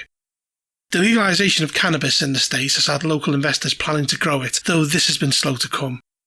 Hourglass has a mayor and 8-seat council, with a city manager that oversees normal day-to-day operations. Mayor Stephen Polk considers the church to be harmless, eccentric and staunchly conservative, which is something important for his election. He considers the Terry Santos video to be a hoax, believing that she had a nervous breakdown and ran away. The agents need to be careful around Polk, as he may start asking questions as to why they find the church so interesting. The rest of the community leaders in the town are generally of the same opinion. Really devout Catholic or evangelicals regard the church with a degree of suspicion due to their secrecy. The church does, however, bring in a significant amount of money from donors worldwide. They consider federal investigation to be just that bit too invasive. The police of Hourglass has 27 officers, with 8 of them being part of a SWAT team. The police chief, Colin Hughes, has deep scepticism about the agents present in Hourglass and also considers the video to be a fake. It will tell the agents to tread carefully, as the last thing he wants is a disturbance in his town. Some of the police are keeping an unofficial watch on witnesses to Santos's disappearance and the agents. The next part discusses investigating the victim. As previously mentioned, Terry Santos lived in the compound for 23 months before the video appeared. She married Robert Santos 11 months ago. Robert Santos's address can be found by searching government records. He has no phone or social media presence, just a landline inside his house at the church, which he rarely leaves. He works there as a volunteer for room and board. Should the agents deal with Santos in a careful, understanding manner, they may be able to interview him at the compound. Should this happen, he will confess that he's not seen his wife for a few days, though he seems disinterested in her as he explains she has failed the church, which means he is also betrayed, and that he could not tolerate her failures. If pushed on this with the usual skills, he will explain that he was not the true father of the child she lost. The host was. He will explain that the host is the father to every child born at the compound, and that it is the will of God. He will say that the women marry their husbands in law, but the host in the flesh, and the martyrs in spirit. If they speak to him via telephone, they won't get as much out of him, as he will say that the child Terry conceived with him was a girl, not a boy, as the host's scriptures demand, and that she miscarried so that God could take the girl back to make room for a boy. Terry's friends and family have gradually lost touch with her over the years, with only Kenneth Collins, an uncle, Tiffany Fritch, a cousin, Stephanie Vanderhoof, a childhood friend, and Alice Padilla, a co-worker from a few jobs ago, remaining in contact, though it has been a few months. Should the agents manage to speak to them, they can find out that Terry's first husband was an abuser who was dead, and that Terry was always in the search of some kind of meaning to everything, who read copious amounts of books on spiritualism and shifted from one fad to another. They can discover that not long after her son died, she met Ria Salzo, a member of the church, and they became friends. Padilla and Vanderhoof will note that things took a turn for the worst when she joined the church, as she told them that they preferred to influence men and boys in order to guide them to righteous leadership. A few months after joining the church, she stopped communicating with outsiders entirely. Padilla can give a more detailed insight into her suspicions about the church. These can be drawn out by using various psychological skills, and they could ultimately find out that she suspects the church of brainwashing its members with mind games and physical abuse. There were times she tried to convince Terry to leave, but visits from members of the church soon closed this avenue. She said that people were there by choice and that she felt threatened by them even though the threats were never explicit. She will mention a boy of 10 to 11 years old who accompanied the adults who had eyes that she said were akin to looking into an abyss, and she was terrified but can't explain why. Should the agents pursue FBI contacts to try to get facial recognition from the video, they will have Terry Santos identified as well as a number of other local people. A few other people saw up close what happened but have convinced themselves that it was some sort of magic trick. Eventually, all paths should lead to Herbert Roderick Salisbury, or Raw Dog as he's known. On his video comments, he can be seen to be responding to viewers with a good-natured back and forth. However, 3 days after it was posted, his comments went silent. If the agents follow him up, they can find him living with his parent, having set up a makeshift recording studio in the basement. Raw Dog will explain that he has aspirations of becoming an online influencer, and also claims that he didn't upload the video to the web and that someone must have hacked his account. A human role will determine that he is obviously lying, and that he's trying to convince himself that what he saw wasn't real.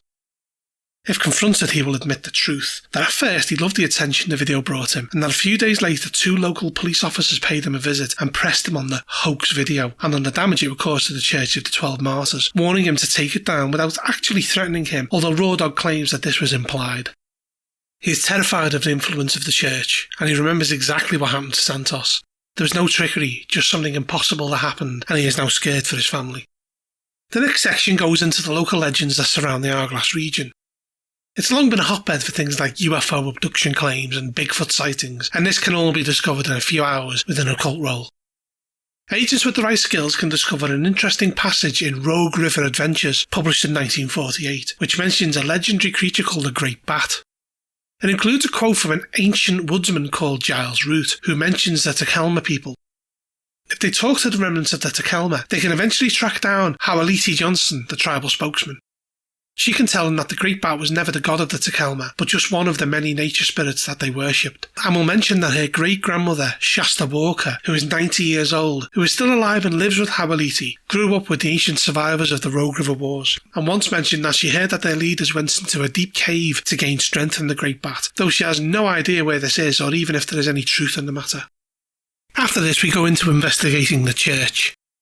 It is contained in a compound of around 300 acres in the wooded hills around 10 kilometres northeast.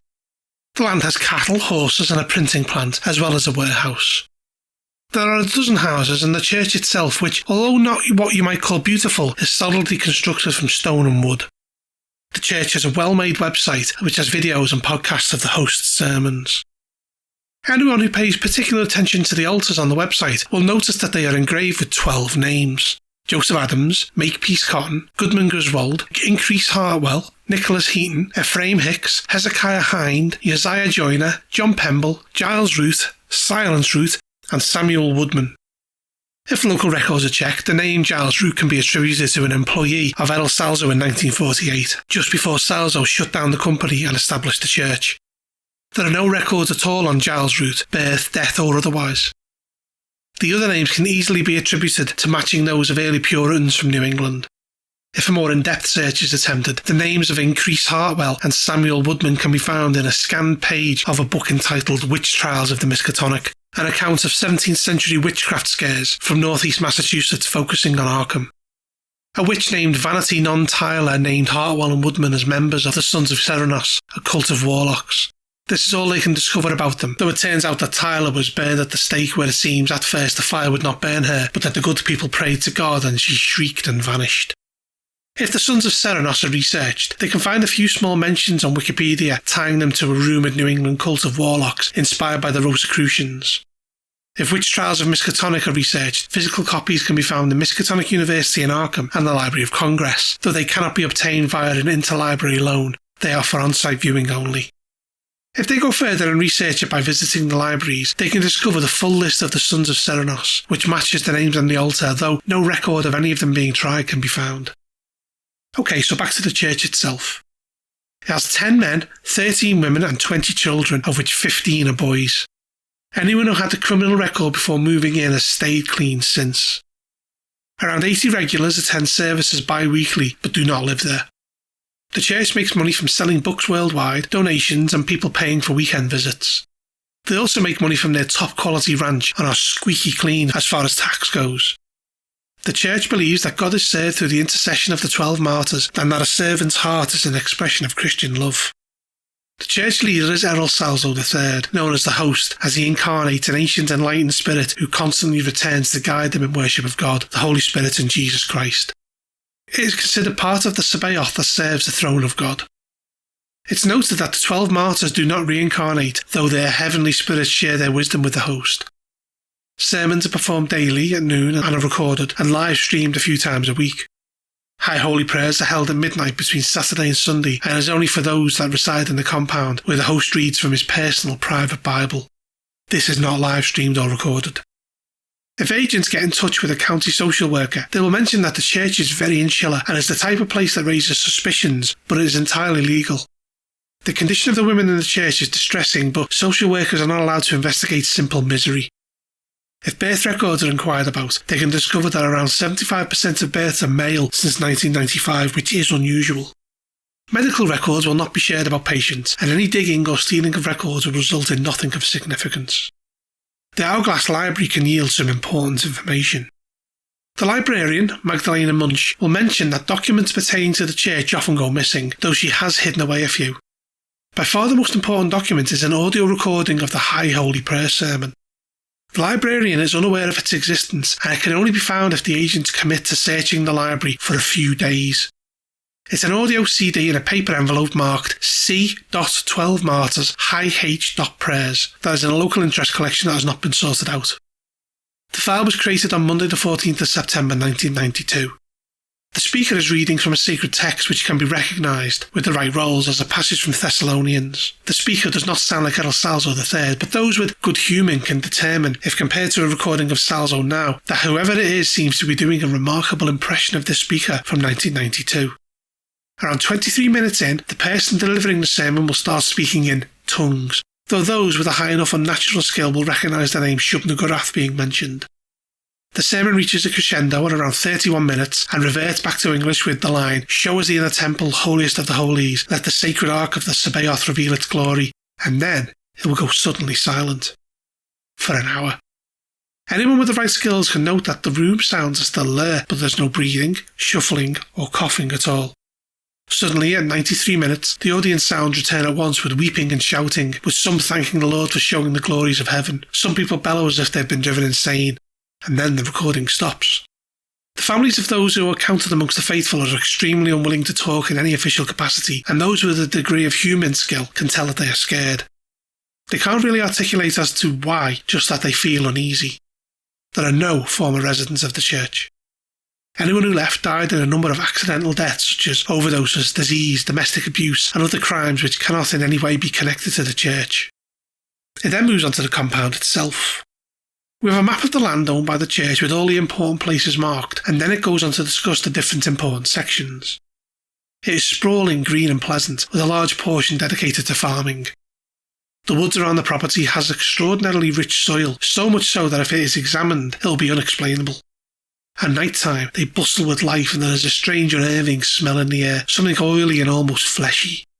If the church becomes aware of the agents and they subsequently search the woods, they will find clusters of stickmen figures hanging from the trees, with there being a number in the cluster equal to the number of agents. All of the buildings have security cameras if they have electricity, and their water well and pump has a silent alarm. There are no fences other than those meant for cattle around the compound. It gives us a map of the sanctuary, more on that in a bit, and then it talks about the church services, giving the times that they occur. If the agents somehow manage to rig video up at the time of High Holy Prayers, then they will see the entire congregation vanish, then reappear. Tours of the compound can be arranged on a horse-drawn wagon, with Robert Santos being the guide, and they can actually meet the host for a few minutes. If they want to join the church, they will be encouraged and welcomed to the noon services.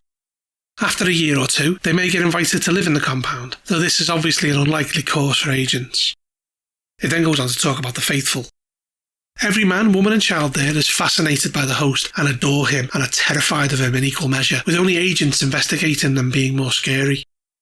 There are a few girls there, but most of these are the host's own daughters, which he will occasionally take as a wife. They will avoid all strangers and only talk if approached with a huge degree of care and consideration. They can tell the agents about their faith and can tell them that the spirits of the 12 martyrs reside in sacred arks, with there being many that hold each martyr, explaining that they are candles that were crafted with their remains. Disturbingly, they will mention that during High Holy Prayers, they emerge from the ark speaking to the men of the church. If they're asked about Terry Santos, they will say that she had to lose her baby, but will flee if asked why. Next, it talks about the inner temple. It's only used during High Holy Prayers and is not an actual geographical place. The faithful can't or won't recall anything about the inner temple or what goes on there. If pushed, they will only remember a mixture of joy, weeping, prayer and sparks in the air. If they're interviewed using psychotherapy, witnesses will recall High Holy Prayers being violent and sexual, being led by young men who became possessed by the martyrs, though interviews of this type will probably attract suspicion and have them removed from the compound. It then goes into Ria Salzo, the 73-year-old mother of Errol Salzo III. She looks after all the church business and finances, is secretary to the host and the leader of the women of the compound. A lifetime survivor of manipulative abuse, she truly believes in the sanctity of the host as one of its most faithful servants. She keeps detailed notes in her office that will be shredded at the first hint of investigation. If the agents somehow get to search her office, they can find notes that reveal a lot of information. They can find out that Ria controlled Terry's recruitment and kept her under control, and that she also pressured her to marry Robert Santos in law and the host in flesh. A few months after her wedding, she fell pregnant, and Ria helped Terry perform a DNA test at 10 weeks, which yielded the result that she was carrying a girl. The host told Terry that God wanted her to deliver a boy, so Ria administered drugs that would cause Terry to miscarry, and further information kept at the church will show that there had been many miscarriages there, all girls. If her home is searched, the trunk of miscarriage drugs will be found in the attic along with a list of suppliers. Next, we get to the sanctuary. This is a single large building with a church room with pews and an altar, with all of the rooms shown on the map earlier. The sacred Ark of the Sabaoth sits on the altar here. It looks like a meteorite the size of a bowling ball. Examining it can cause sand loss with varying effects depending on how much is lost. Underneath the meteorite is a lid in the top of the altar which contains a key to open up the secret sacristy. More on that in a bit. It'll remain inert if touched or picked up, and even staying in that state if smashed to pieces. If the host is hurt, it will come alive, transforming into the horror that is Silent's root. After this, we move on to the host himself, Errol Salzo III. Errol Salzo III is a good-looking, friendly 50-year-old white man who seems earnest and honest. He has eloquent speech and his sermons are popular. His aim is to keep the agents at bay by making the church seem harmless, and even if he finds them snooping about, he will invite them to join him for coffee, offering to answer any queries to the best of his ability. If they indicate to him that they know something he deems they shouldn't, he will try to get them to talk about what they heard that bothered them, seeming alarmed and wanting to make things right. Those with a good humour can see right through his lies, however. He will deny the boy-only policy in the compound and sleeping with the women and talk about it as misconstrued gossip. Those who start talking about the occult or the unnatural pique his interest, with those of low skill being told by him to not mess with things that they don't understand, and those with above 10% in unnatural causing him to drop all pretense and demanding to know what they want and the like. If he thinks that they have unnatural protection, he tells them to leave or die. If he thinks they don't, he will excuse himself and then send in his followers to assault and capture them for interrogation in the inner temple. Similarly, if the agents attack, he will drop the act and become vicious and arrogant. It's worth noting that 2 other martyrs possessed 2 of the host's descendants. Nicholas Heaton is in Andy Welks and Samuel Woodman is in 12-year-old Jake Elliott. They're gloating and arrogant when given the opportunity. The rest of the martyrs are in large candles in the secret sacristy.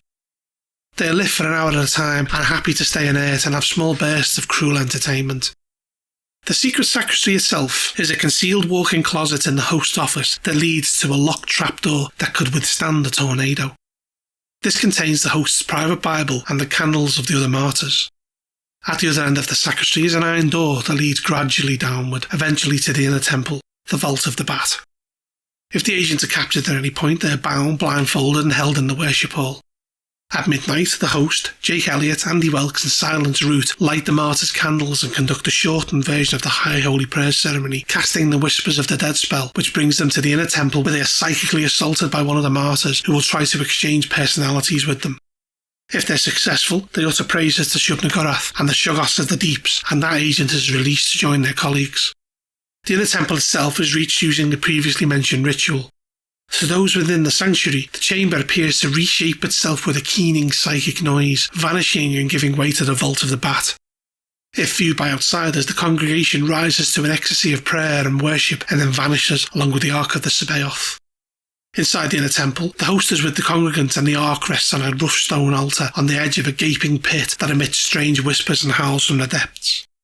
It's dimly lit by the martyrs' candles and glowing green fungus, and the walls are covered in ancient carvings that show a giant bat looming over dancing figures that can be recognised by Native American by those in the know. Here, the martyrs leave the candles and possess the congregation for an hour to enjoy sadistic pleasures. If the agents intrude upon this ceremony, the host will call forth the martyrs to begin possessing the men of the church and attacking the agents with the withering spell, though they lack any sort of coordination. It then goes into what happens should the agents draw the attention of the church. Jake Elliott begins stalking them and singles out the one who he considers the most vulnerable and casts exchange personalities on them, casting obscure memory on them to create a blank space where the possession was. If the spell fails, then the agent's mind will transfer to Jake Elliott's body for an hour. Welk, who accompanies Elliott when they try this, will know the agent is in the body if they start asking questions and make sure the truck that they are in is locked so that they can't escape. Welk is essentially unbendable in his convictions and will rebut all attempts by the trapped agent to be brought on side. Woodman in the agent's body can do real harm in the single areas. He will memorise personal details and possessions, names, numbers and messages and then turn them over to the church and their allies in order for them to go after not only the agent but also their bonds. He will get updates from the other agents and can only be detected with a good human role or asking questions that only the agent would know. If he is restrained, he will simply return to the body of Jake Elliott. The next section is called Backlash. With the church being around for as long as it has, they have built strong connections in order to protect from outsiders. If they realise they are being investigated, they will go to the Departments of Justice and the FBI, even if the agents have perfect cover for their work. They will start legal proceedings, get in touch with the agent's bonds if that information has been discovered, and if they find out that false identities are being used, they will inform the FBI. The community leaders in Hourglass will contact their congressional representatives, the Department of Justice and the FBI too, and this has the potential to spiral out of all control and expose the agents should it get to this level. Should it be discovered that the FBI are looking into the Terry Santos disappearance, a local news team from Eugene, Oregon will turn up and spend an afternoon interviewing the police, who will say it's a hoax. They will track down an eyewitness who says she ran off and even go after the agents themselves. Depending on how the agents react to this, they may even stick around. The police department has a group of officers who are corrupt and essentially untouchable, with the honest cops pretending they don't see what's going on, as exposing it would be a breach of trust between officers. There are 5 of them, and they are connected to the church due to bribery and extortion from meth dealers in the area. They will go to huge lengths to cover up crimes by the church, and they can be spotted keeping tabs on witnesses to the Santos disappearance. Once they are aware of the agents, they start following them round in unmarked cars and patrol SUVs day and night. They'll bug the agents' rooms and put GPS trackers in their vehicles. Should they discover that the agents are about to raid the church compound, they strike preemptively. To do this, they convince a meth-producing family that the agents are a rival mob who've come to kill them and steal their business, and this gang, high on PCP and crystal meth, will perform a clumsy attack on the agents in their rooms. When they attack, 2 of the officers wait nearby listening for gunshots. After 2 rounds, they'll call for backup and will attempt to go in guns blazing, killing agents and meth gang alike. If this is not possible, they will arrest the meth family, which could launch a huge investigation by Hourglass detectives into the attack, the meth family, the agents, and the whole crime scene, which could expose the agents further. In the instance that the agents manage to disarm and arrest the meth family, this could also backfire catastrophically. If they contact their handler about doing this, they will receive a resounding no, as this will draw unwanted attention. Should this proceed, it has the potential to spiral even further out of control of the agents, with the District Attorney for Oregon and the Portland FBI getting involved. This could even result in the agents being surrounded by more agents in order to relieve them of their duties. We then move on to a section called Violence at the Compound. Should a fight break out, most of the women will hide with the children, while the men will rush to protect the host, barricading themselves in and calling the police and hoping news crews show up. Welks and Elliott will try to possess the agents and make them kill each other, or if possible with them. The police show up in around 15 minutes, set up a perimeter, kit out a SWAT team, a sniper, plus look out in a helicopter, and 4 tactical medics. The fire team will move in to arrest the agents, killing them if they don't comply. They enter the compound in an armoured MATV. The SWAT team may even be sent in by the FBI should the police department be under investigation. We then move on to the resolution of events. If everything becomes too open, the host, Silent, and the Incarnate Martyrs will flee with the Arks of the Martyrs and Salzo Bible to start anew somewhere else. The agents will receive Sam back if they seal off the Vault of the Bat permanently, destroy the Arks, or destroy Silence.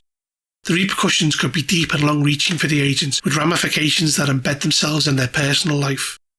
If Elliot and Welks are captured, then orders will be sent to terminate them, which, given that Elliot is in the body of a 12-year-old boy, is sad-affecting. They could be exorcised from the bodies. The ritual is in the Salzo Bible, but both of them are so scarred by the ordeal that they are almost mentally at rock bottom and have cancerous Shoggoth growths on their body. It details the artifacts, rituals and tomes in the scenario, talking about the Arks of the Martyrs, the Deathless Flame ritual, and the Salzo Bible, which gives details on the Ark of the Sabaoth, excerpts from the Necronomicon, the history of the Sons of Serenos, and a whole host of spells. It also goes into researching Innsmouth and what they can discover in relation to the Esoteric Order of Dagon and the events of 1928. If the agents are part of the programme, details in Innsmouth will be solidly refused. If the Outlaws are being used, the agents will receive information detailing some of the events that lead to information on another Delta Green scenario, Ex Oblivione. Lastly, we have details on all of the NPCs in the scenario, including the particularly fearsome Proto-Shoggoth, Silence Root, and the Meth family. Hourglass is a scenario that could, with the right group and pacing of play, take weeks and perhaps months to complete. The Church of the 12 Martyrs have burrowed so deeply into society in order to prevent the discovery of their foul deeds and protect their perceived innocence that, as mentioned previously, events have the potential to spiral far out of control of not only the agent but Delta Green itself. The Church excellently realised, with the host being portrayed in a way that may seem familiar to those who have seen the often disingenuous performances that televangelists regularly take part in, and his over-sincerity and kindness is going to be an immediate red flag to those who encounter him. The martyrs themselves are wonderfully cruel and uncaring, and the idea that they would possess the bodies of children in order to further extend their unnatural existence tweaks cleverly upon the morals of the vast majority of people due to it being such an unthinkable thing to do. I do feel like some of the vital information is a bit too difficult to dig up. For example, ask yourself how many groups would assign themselves to a library for a few days in order to find clues. Also, getting hold of things like Salzo's Bible is nigh on impossible without alerting anyone, and could potentially take a long time in planning, observation and execution to pull off, should they even become aware of its existence in the first place. The Church as an entity seems to be incredibly tough, resilient, well-informed and connected, and Silence Root is really the ace up their sleeve due to him or even it being so powerful and obedient. I think the players and keepers tackling Delta Green for the first time could possibly struggle with this scenario, as there are a lot of moving parts that need to be all kept in sync in order to not only keep events flowing, but to also allow any potential repercussions to be fully developed to completion. The addition of the family of meth dealers, cleverly named the Meth Family Robinson, could throw a spanner in the works, and an agent that becomes possessed by one of the Incarnate Martyrs could cause catastrophic damage not only to their group but also their bonds that are unaware of the existence of Delta Green and what it does. The book itself has good art throughout, though the maps feel a bit compressed onto the page, and although it stands at 30 pages in length, you do get a fair bit of game for your money. I feel it could have done with more information on things like Hourglass itself, the Cave of the Bat, and the Tekelma people, but as it stands, it presents a very capable opponent for the agents to investigate. I did have a few minor issues with the scenario though. Firstly, unlike almost every other Delta Green scenario, there is no scene pitched about arriving in Hourglass. The agents essentially just appear there after the initial briefing, and another issue, more possibly focused on non-American players, is how the justice system and interagency chain of command works.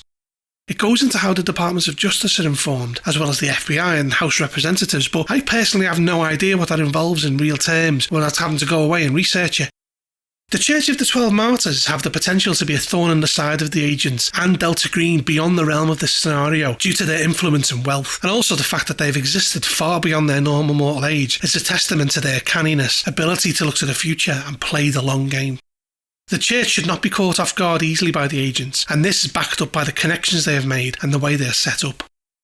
As previously said, I think that beginners should probably save Hourglass until they've played through a few operations and have become used to how things are done, as what lies ahead is both rich in scope and intrigue. I give Hourglass an 8 out of 10.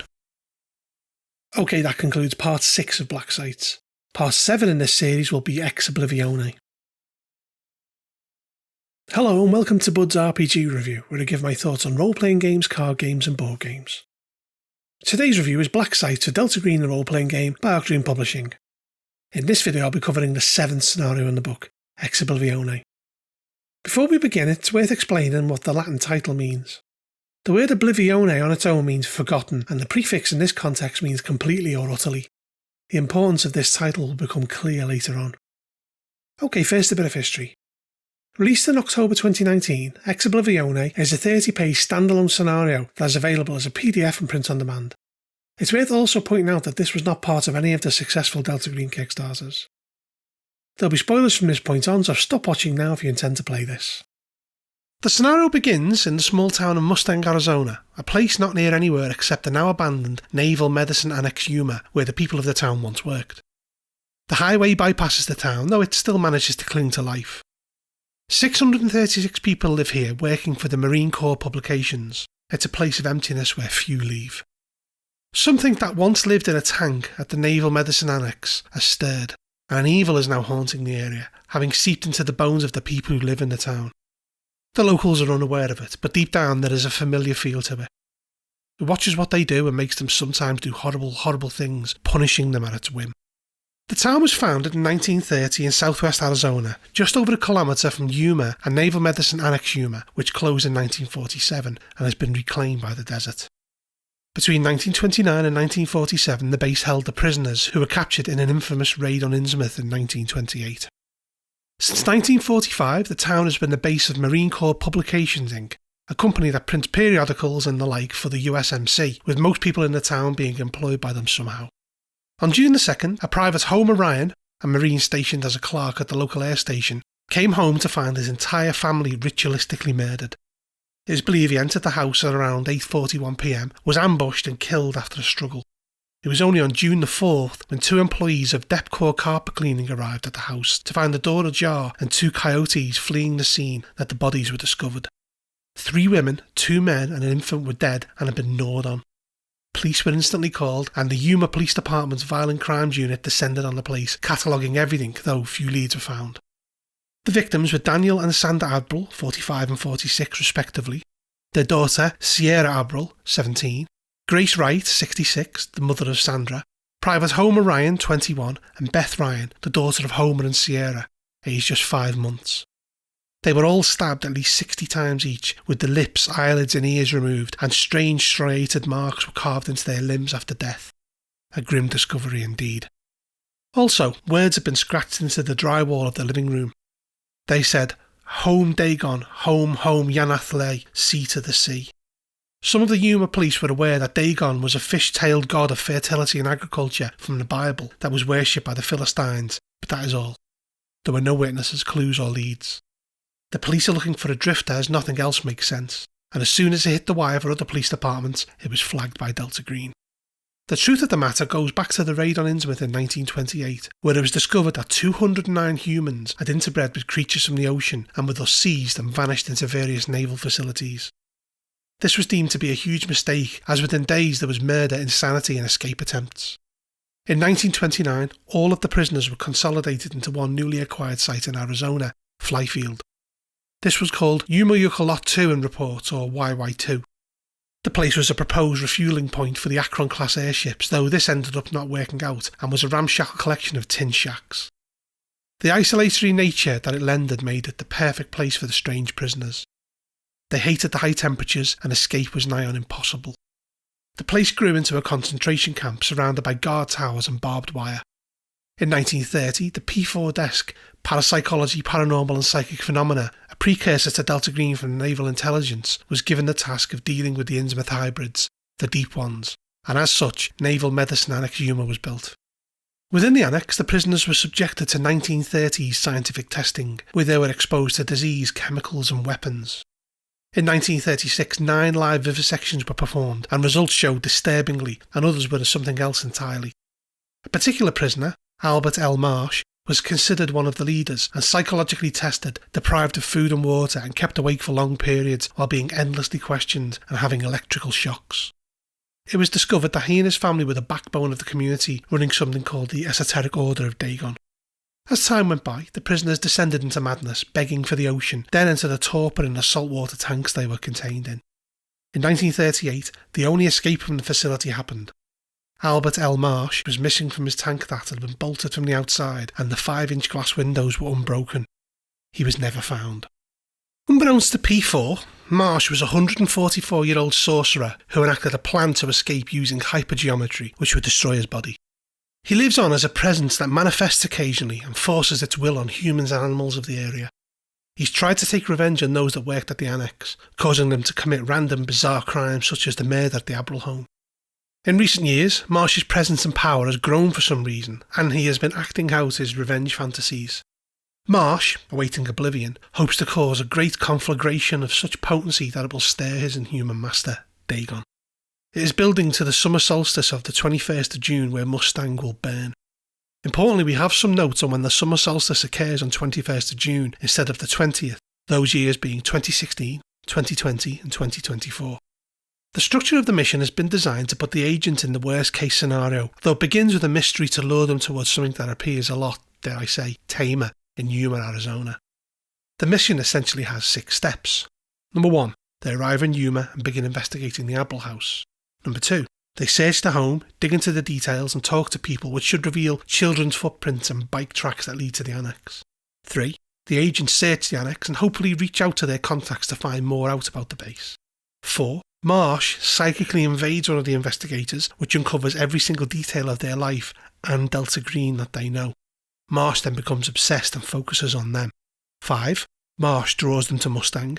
And 6, the ritual occurs with almost half of the townsfolk under Marsh's control becoming violent. There is fire, explosions, torture and murder, with the town turning on itself in an orgy of death and depravity in a ritual to reach out to Dagon. The agents are the guests of honour. So with that in mind, let's move on to their arrival. Delta Green are first triggered into action by the words Dagon and Yanath Lay, and this could easily be the program or the Outlaws. With the program, it is picked up by an algorithm created to do such things, and the mention of Deep Ones is brought to the attention of the director. Within 10 hours, a team is on its way to Yuma with a clear mandate of identifying, locating and destroying the threat. They arrive on the evening of June the 6th, and the director is aware of YY2. If it comes via the Outlaws, a contact named Ivan Serrano, a retired friendly who lives in Arizona, was shown the case files by a friend as he has a reputation of being someone with occult knowledge. He heard the name Dagon once on an operation read from a 550-year-old book and as such reached out to his old Delta Green contacts. The Outlaw mandate is to stop the threat and not get caught. They arrive on June the 11th. We then move on to the Abril house. Built in 2015, it is on the edge of the Desert Sunrise Estate, with open facings to the Arizona State Route 195. Most of the surrounding houses are in a state of construction. Daniel Abril bought the house after selling a chain of car washes he owned. After construction, he called the house Shangri-La, even having a metal plate made for the front walk. They moved in on January the 2nd and died on June the 2nd. Agents from the program will have much easier access to the house as they will have authentic but false ID provided upon the agent's requests, though any investigation into these will cause it to fall apart quickly. They've been cleared as part of an FBI task force linking the murders with international drug trafficking, with the chief agreeing to give them a wide berth. They will have full run of the house and to the case files. Their contact there is Senior Detective Julia Reardon. The Outlaws, on the other hand, have a number of illegal ways to enter the house. They have the option of using their real badges to bluff their way into the crime scene if they have them, though this can easily arouse suspicion. They can create fake credentials with the right roles and even pull strings to gain access, and even bribe their way in. The other real option is to sneak onto the property at night, though there are police officers stationed outside so they need to be careful. Gives a box out explaining the process that should be followed should the agents get exposed. Next, we move on to the house itself. We have a map of it here, and it goes on to describe the details.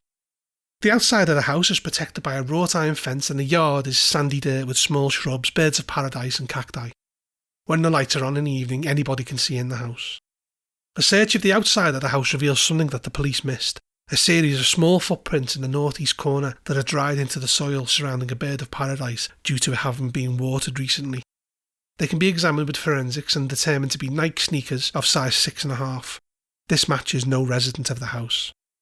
The desert across from the house on Route 195 is sand and dirt over a flat, open vista. This was only given a tertiary search by the police. If the agents search, after around 2 hours they find several sets of bicycle tracks side by side within sight of the house. It looks to be 3 riders pulled up alongside each other. Unfortunately, the tracks fade into the desert if followed, but go in a straight line. If this is pursued, after around 1.4 kilometres it leads to the annex. If the tracks are forensically examined, they are made by various children's bicycles available throughout the American Southwest. Once inside the house, there are a number of things that can be discovered. It's still an active crime scene, and as such the front and side porch are covered in police tape and paper, with plastic bins for shoe covers being present. The house is a ruin. Dry blood is all over the place and there are evidence markers everywhere. For each hour that they examine the home, they get a roll on various skills. An anthropology roll under 40% will reveal that the already known information about Dagon, that being that he is an old god, supposedly with the body of a man and the lower half of a fish. A criminology roll under 40% will show that those who committed the murders cared little for covering up their tracks. A forensics roll under 40% shows that there were multiple killers and at least one was under 35 kilos and 1.5 metres tall. Also, the murder weapons were taken from the kitchen and they gained access via the back patio door. They can also discover that the fingerprints are not on any databases and that the victims were disabled and likely murdered in front of the other victims. A human roll under 40% shows that searching computers and the like brings up nothing. They can find out that Homer was a faithful and honest member of the household and the family lived comfortably. A search roll under 40% will show that Homer was killed downstairs and the rest upstairs, and that when the infant was killed, 4 people stood with their backs against the north wall and that they were all between 1.1 and 1.4 metres tall. A search skill of 80% or higher will discover a number written inside an open closet door in blood, 197. Those with an unnatural of 20% or higher that pass their roll will understand the link between Dagon, Yanathle and Deep Ones. There is, however, one important thing that has not been discovered. 2 months earlier, Sierra had bought a teddy bear fitted with a nanny cam and set it up to monitor the babysitter, though it was quickly forgotten as it was not used. It's currently in the nursery and triggers every time someone enters if they come within 2.5 metres of it for a 5-second burst. The internal drive holds 5 clips. The first 4 are normal home behaviour, however, the 5th one gives a chilling clue.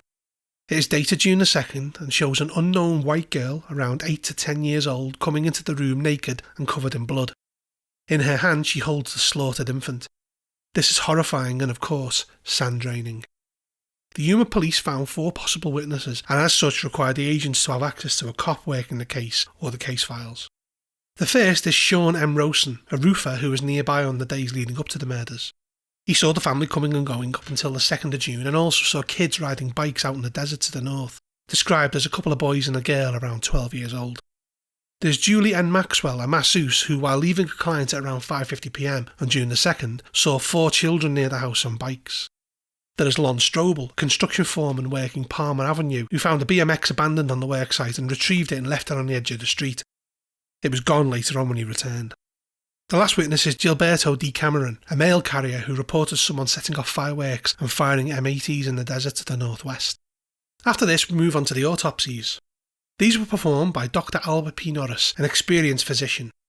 They were extensively photographed and are by far the most violent and horrific that the doctor has ever seen. Should the agents be able to get a hold of the autopsy report, they can find out some important information. An anthropology or occult roll of 40% will show that the removal of the eyelids and the carving into the skin of gills and scales are rites of a Stone Age culture from the South Pacific and are associated with an unnamed fish man god. A criminology roll of 40% will reveal that the murder weapon was wielded by someone not used to doing so and that multiple implements were bent or broken at the scene. Daniel Abril had a knife blade trapped between 2 of his ribs. A forensics roll of 40% will show that the earliest injuries were caused on the lower part of the body and the blood splatters indicate the victims fell to the floor. One of the attackers bled at the scene, though was blood type O. A human roll of 40% will show that Homer and Sierra had defensive wounds, indicating that they attempted to block the attacker and run. At this point, the evidence should definitely be pointing in a direction that doesn't bear thinking about for the agents. After this, we shift attention to the Naval Medicine Annex. Around 1.4 kilometres southeast of the Abril house, the annex is a large ruined cement building covered in graffiti. All the windows are shattered and it is full of the kinds of things that these abandoned places contain: alcohol bottles, cigarette stubs and used condoms, and it reeks of urine. It is built in a U shape and was once imposing, but now collapsed ceilings have exposed the lower levels. Bike tracks can be found in abundance here, heading in many directions. After searching for a number of hours, the agents can determine that the place is still well travelled, with footprints and handprints everywhere. Fingerprints taken from this scene will show that they match one of the unknown sets at the Apple House.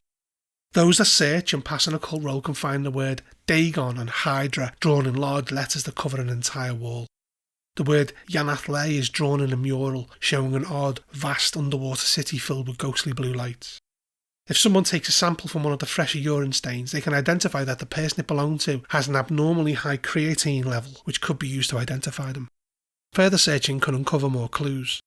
There are animal bones scattered around the site, and those with the right skills can determine that at least a dozen of them have met violent death by humans being ritualistically slain. In the sub-basement, they will find the least travelled part of the annex. There is a huge room with 344 glass containers around the size of a king-size bed that are made of wrought iron and 4-inch glass. One of the tanks is labelled 197 and is painted like a shrine in blue, red, yellow and green.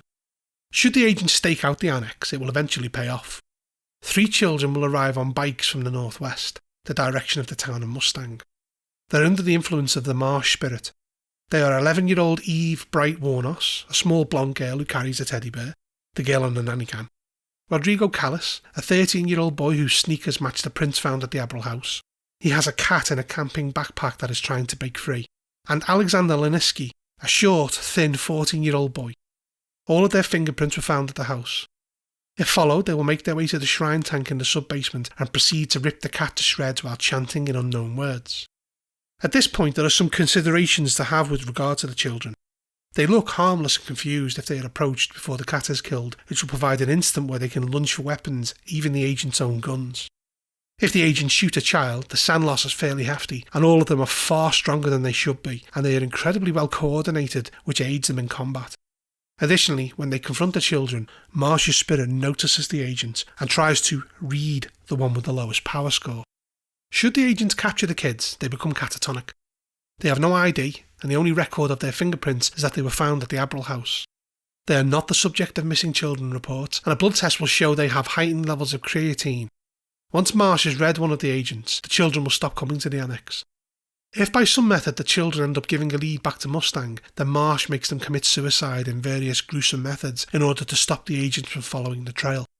Should the agents do some research into the annex, they can discover a few things, much of which was discussed at the beginning of the scenario. However, in addition, they can track down a few people that used to work there: Peter Delgado, Ophelia Winters, and Luisa Perez. In addition to this, they can find out that the annex was used to treat tuberculosis, though the names of the patients are not recorded anywhere, and on the 25th of April 1938, a manhunt was launched for an escaped prisoner, an Albert Marsh, whose photograph was circulated in Yuma. This can be found on microfiche in the archives of the Yuma Sheriff's Office. They can discover that Mustang, Arizona was founded for employees of the annex and that the place was shut down in 1947. It then moves on to the living former workers. The first detailed is Peter Delgado. A spry 100-year-old, Delgado resides at the Yuma Sunset Retirement Home. He worked as an orderly at the annex. He heard some crazy things while there. One rumour is that the prisoners were cessationists that fired on the National Guard and had some crazy religion. He was there when Albert Marsh escaped and had no idea who he was, but will freely share that his patient number was 197. He says that all of the patients there seemed to be inbred and sickly with bulging eyes and rickets, and that they spoke with an odd drawling accent. Most of what he did was fetch water for them, as they had an almost unnatural thirst. The next person to talk to was Ophelia Winters. She's 99 years old and lives with her 61-year-old granddaughter in Vermont. She'll explain that it was not a tuberculosis ward, and is almost certain that chemical weapons were researched there. She saw the basement with its huge tanks filled with water. She also recalls one of the patients, Eve Granmuth, would talk about the Devil Reef. She was covered in what looked like chemical burns, and her legs were misshapen with tumours, and she had bug eyes. She dated one of the doctors who worked there, though he was suddenly transferred to New Mexico, telling her that the research at the annex was moving to be on a much wider scale. The last living worker is Luisa Perez. She is a 99-year-old retired clerk who lives in Albuquerque. She saw very little out of the ordinary, though did note that there seemed to be 2 lists of patients, one with American names and one with Spanish names. She remembers that many doctors and nurses would go to the basement, though she never saw it. In a box out here, it gives some information on Devil Reef and Innsmouth, should the players research into it. With the right kinds of skills, they can find out many snippets of information on the raid on Innsmouth that was the catalyst of the birth of Delta Green. Okay, next we move on to the final part of the scenario, the killing floor. It provides us with some information that the players can get should they ask Delta Green about Innsmouth. If they contact the programme, they're met with a solid rebuff. If they pursue it, they could even get a call from the director himself. If they contact the Outlaws, they get a series of reports from different generations that gives the agents reading them +1 to their unnatural skill. They can discover that P4, the precursor to Delta Green, ran the Annex and that the prisoners were wrong. They had anomalous biology and some had functioning gills, occasionally referred to as deep ones in the files. Between 1939 and 1942, Delta Green took over the deep one research from the ONI. 3 actions are noted, including Operation Lifeguard. They can also discover that the Annex was not closed but moved to somewhere unknown in New Mexico. It was called YY2 and also the Ice Cave. So continuing on, we learn that the spirit of Marsh has been preparing for a final ritual of violence and death before it leaves our dimension, maybe forever. It has begun building a shrine to Dagon in an old abandoned theatre in Mustang, the Izaldo. On the 21st of June, the summer solstice, Marsh plans to wipe out Mustang to appease his foul master. Should the agent that Marsh read know of Delta Green, P4, the Annex, Innsmouth or anything else unnatural, then he becomes obsessed with them, starting to plot revenge for Innsmouth. Worse than that, Marsh knows all of their secrets. Everything. He directs the people of Mustang to lure them in, torture them and ritually sacrifice them on the summer solstice. Marsh has a few methods of doing this. The first thing he does is to dispatch some of his puppets across the country and seize one of the agent's bonds, kidnapping them and bringing them to Mustang or even faking a phone call or email to lure them there. If multiple agents are read, multiple bonds are taken hostage. The night of June the 20th, the agents will receive a call from a terrified and weeping hostage, even if they are using a burner phone. A harsh voice with a New England accent tells them to come to the movie theatre in Mustang. They have to make a sand roll, and if they fail, they must head out there. Any captured children will suddenly talk about the bad man who made them kill Abrils, even calling him Albert L. Marsh. By a strange coincidence, there is a Persian called Albert L. Marsh that lives in the area, though he is a 65-year-old air conditioning repairman and has no idea what is happening. If the agents are led on by one of the children, they will be taken to the Izaldo. The Marsh spirit has the power to contact the agents via telephone or even email. His voice is harsh, and he will tell them that he knows they are looking for him. He will happily say that he escaped from the Annex in 1938 and has hid in Mustang unnoticed since. If they enter the town, it'll be pretty normal until they try to leave. It also gives us a box out of what happens if they arrive in Mustang early. We then move on to Mustang itself. It's a small town of 636 residents with just a few streets and an open desert. It has a grade school, though almost all of the kids here are homeschooled, which is not unusual in remote towns. It's a pretty small change in the grand scheme of things. It has a single road that runs to it, Akron Road, which turns into 6th Avenue. There is a diner, a general goods store, a grocery store and a stationery store, in addition to 2 closed storefronts. The streets are small with 1 or 2 story houses. The Marine Corps Publications building is a 3-story facility to the southwest. Currently, Marsh controls around half of the townsfolk and can see, experience and manipulate them at will. The people in town who are not possessed by Marsh were either born before the spirits had coherence or from outside of Mustang. Leading up to the 21st of June, even those locals who are not possessed start noticing that something is wrong. Marsh is, however, fully aware of this and has plans for these people. To the bystander, Mustang is a normal backwater town with the school and the Marine Corps buildings appearing busy. Those agents who are suspicious and make the right kind of rolls will get the feeling that they are being watched, though no amount of searching will turn up why they feel like this. Should they break into one of the homes here, they make a look roll. Successful rolls show a normal home. Failed ones find the house filthy, mouldering and piled with ammunition and explosives. A fumble means that they are confronted by a Marsh puppet, which kicks off the Battle of Mustang. More on that in a bit. The next focus is the Izaldo Theatre. It closed in 1968 and was abandoned until recent times.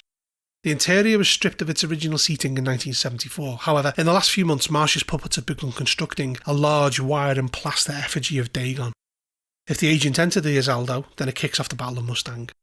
The effigy itself is in several pieces for easy removal to the outside. Once assembled, it is a 6-metre tall statue of a fish-headed creature with a tail and arms of a man with its hands raised to the sky in supplication. Any hostages that the puppets kidnapped are held at the theatre. They'll be sacrificed at the climax of the ritual and are watched by shotgun-wielding guards. Next, we move to the climax of the scenario, the Battle of Mustang. It stresses that once it begins, it's unlikely to end peacefully or swiftly, as Marsh believes it is his final chance at revenge and will stop at nothing to capture, torture and kill the agents. As soon as a single shot is fired, around 20 townsfolk start work at the Izaldo. They remove the effigy and bring it outside the building. Those townsfolk not under Marsh's sway are marched down to the Azaldo by armed puppets. Those who struggle or try to escape are shot on the spot. Puppets outside the theatre begin ritually executing other locals to Dagon with either an axe or machete as the effigy is raised. As the bodies and limbs start to pile up, more and more are brought forward, with a cacophony of screams, struggle and chanting rising. If any of the agents are held, they are the penultimate sacrifice. At the end of the ritual, the puppets start killing themselves by chopping off their own limbs and disemboweling themselves. Truly a horrifically gruesome scene. The agents, in all likelihood, will find themselves in the middle of the slaughter. The town is small, so escape would normally be easy. However, in every direction, Marsh's puppets are searching for them. Any vehicles they arrived in will be sabotaged. Running into the desert will have a huge risk of exposure. It stresses that time passing should be punctuated by highlights rather than the actual passage of time. Marsh's plan culminates at daybreak.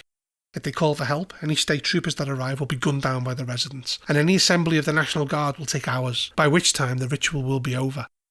It gives a number of events that can happen during the ritual, which include things like spike strips being laid across the roads to prevent escape by car, animals watching them in a strange manner, gunshots to lure them away from their vehicles, roadblocks, locals being murdered in horrific ways on the streets, scenes of mass slaughter, snipers, posses of puppets, and even children with bundles of dynamite in backpacks.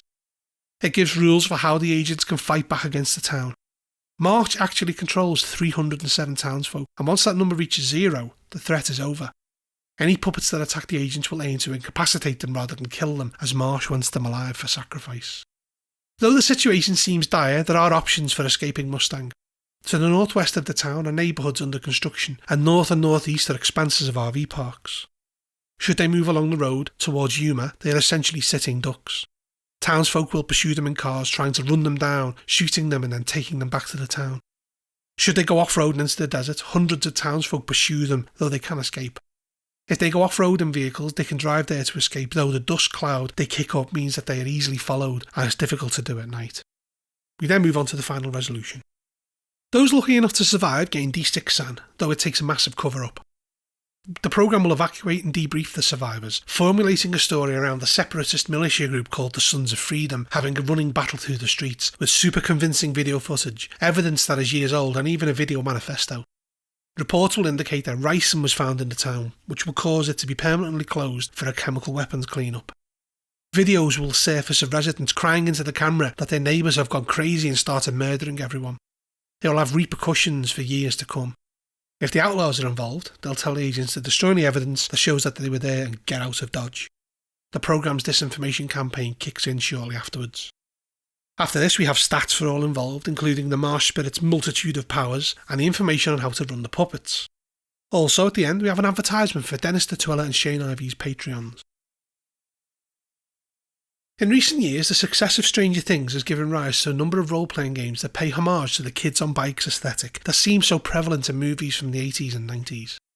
Ex Oblivione takes that aesthetic and turns it on its head, roughly grabbing the innocence of kids on bikes and transforming it into a bloodthirsty take on Children of the Corn with an unhealthy dose of the Wicker Man thrown in.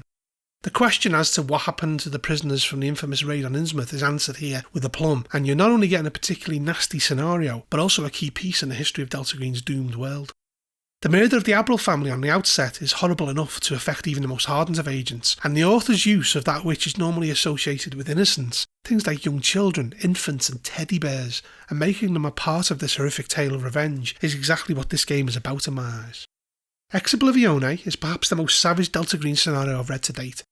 Marsh is relentless in his pursuit of the agents, and the fact that he gains knowledge of everything in an agent's life and even drags their bonds into proceedings just makes it that bit worse than it would normally be, as their private life is something that often remains directly untouched by dealings with the unnatural. The climax is magnificently realised, and the bloodbath that follows just shows that this game means business, and the fact that Marsh would strap dynamite to children in order to do what he feels he has to do leaves no room for redemption. This is evil in its purest form, and Ex Oblivione is much better for it. My first thought after finishing reading this scenario was, I have to run this for my group, and in my eyes, it is one of the best released for Delta Green so far. My only criticism is that I wish there'd been more of it, as it was gripping from beginning to end. I give it a 9.5 out of 10. Okay, that concludes part 7 of Black Sites. Part 8 in this series will be the final bonus 2-minute terror, The Child. Hello and welcome to Bud's RPG Review, where I give my thoughts on role-playing games, card games and board games. Today's review is Black Site for Delta Green the role-playing game by Arcdream Publishing. In this video I'll be covering the 8 2-minute terror scenario in the book, The Child. There'll be spoilers from this point on, so stop watching now if you intend to play this. The Child is described as being essentially a one-off encounter that can be inserted into a campaign to add complication, depth and strangeness, possibly even to point the agents toward a new investigation, or even perhaps to show them that they are not the only ones struggling with the supernatural. The Child looks to be around 7 years old and awake for some time, being exhausted and filthy, having long black hair, brown eyes and perfect white teeth. Its skin is covered in filth and they are either white, Hispanic or Mediterranean in origin. They're dressed in oversized sweatpants, a sweatshirt and blue Crocs. The clothes look new and even still have tags on them. It's also the same sex as the agent who finds it. It then goes on to the setup, i.e. how the child finds its way to the agent. It gives a few examples. The first is that the agent is summoned to take care of an urgent problem. They're given coordinates to an isolated rest stop used by long-haul drivers or an overpass. They'll meet their contact, who has the child with them, who takes a brief phone call, then tells them to wait 72 hours for a phone call back, leaving the child with them along with a duffel bag filled with soap, a brush, clothes, snacks and some toys. The second is that the agents find the child in an unnatural location, a cult warehouse, tunnels beneath the train station, etc. While they're up to their necks in another operation, they find the child locked in a cage in the dark, and it's clear that the child can see them, even in that dark. It'll mouth words and scrabble about in fear and desperation. If agents leave the child behind, they take a sand hit. The third option is that the child could be drawn to the unnatural, be that studying at home, conducting a ritual or operating an artefact. It will appear on their doorstep in the middle of the night, or they could be drawn to a place and find the child there waiting. The first impressions they have of the child is that it is sombre and withdrawn, avoiding contact and hiding.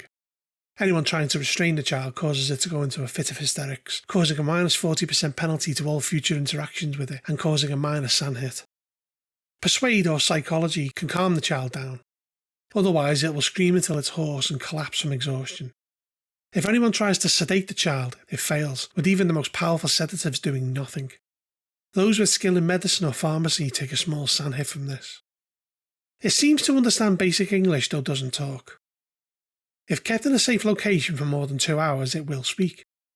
If near a TV or radio, it will turn the sound up until it's painfully loud, and if observed for several hours, it will start exploring its new surroundings, with those who give it space beginning to see that it trusts them, eventually refusing to leave their sight and following them, and the agents may even be able to use the persuade skill to get it to do normal things such as eating, sitting in a certain place and like. Should the agent gain the child's trust, they can begin to coax it to talk. Every successful persuade roll will elicit one of the following responses. I talk to things that sleep. The things that sleep say they don't like you. The things that sleep say you, and then the child will go on to mention something that the agent did that was mundane. And finally, the man put a bottle in my chest and it talks to me. The man is an open-ended thing that the handler can use. The child can be asked specific questions and it seems to have knowledge about things it shouldn't have, with the more unnatural the knowledge being the more that it knows. It will say that the information is transmitted to it by the things it seems to hear. Occasionally the things will lie to or mock the agents, and it will always open the door to more unnatural and dangerous things. If the child is physically examined, there are interesting things that can be discovered. The front of the child's torso has a Y-shaped post-mortem scar that causes a sand hit, and it has no pulse or heartbeat. Its cuts don't bleed and they don't heal, and the child doesn't even breathe, which causes a minor sand hit. If the child's chest is listened to, a strange tinkling sound can be heard. This sound can only be heard when the child claims to hear the things. It can also be discovered to have strange branded marks on its tongue, its left palm and the base of its right foot. It can be discovered using the usual methods to be ACLO, and a forensics roll can determine that they were burned on the skin after death. This is another minor sand hit. If the child is opened up, a glass bauble can be found inside it, and if removed it renders the child inert. The bauble is a hollow opaque sphere of grey-blue glass around the size of a tennis ball. Nothing can be observed inside it, and if shook a tinkling can be heard. If X-rayed, it can be seen to be solid, though it obviously isn't. This is a minor sand hit. It then gives us several resolutions. If the agents choose to destroy it, even though it's a bizarre thing, it's still a child, and they take a fairly big sand hit. Another option is to demand that Delta Green remove it. Unfortunately for them, the child is their problem now, and only doing something truly impressive will change that. They can attempt to let it go. This is a sand hit. They would take a further hit when they realised that animals and then people start showing up disemboweled in the area that they left it. The next thing described is the thing in the glass. In 1768, Joseph Curwen, a renowned sorcerer of colonial America, summoned and trapped a consciousness from outside our dimension into the glass bauble. The process involved embedding the bauble in a corpse, granting it a kind of life, acting as an intermediary for the alien consciousness. The body would move and retain its memories and mind, but in every other way behaved like a corpse by not requiring food, air or the like, and the consciousness in the bauble could speak to it. If the thing is freed, it can physically attack the agents. The child is a really well thought out distraction, but not really anything more. Making what is essentially the mission something that the agents have to take care of is a clever ploy that plays upon the human instinct to nurture and protect children, which is only exacerbated by the appearance that the child has been mistreated. The idea that the things that the child speaks to can lie and mock the agents, while also providing information that leads them closer to the unnatural, is a good one. And the ultimate revelation that the child is actually dead, but killing it can produce a large sandhit is absolutely the sort of thing that is expected in Delta Green. Now, I'm not going to give the child a score as it's only 3 pages long, but it's exclusives like this that I feel should be in these kind of collections, and it makes them all the more attractive. Okay, so now I've been through the collection, let's talk about Black Sites as a whole.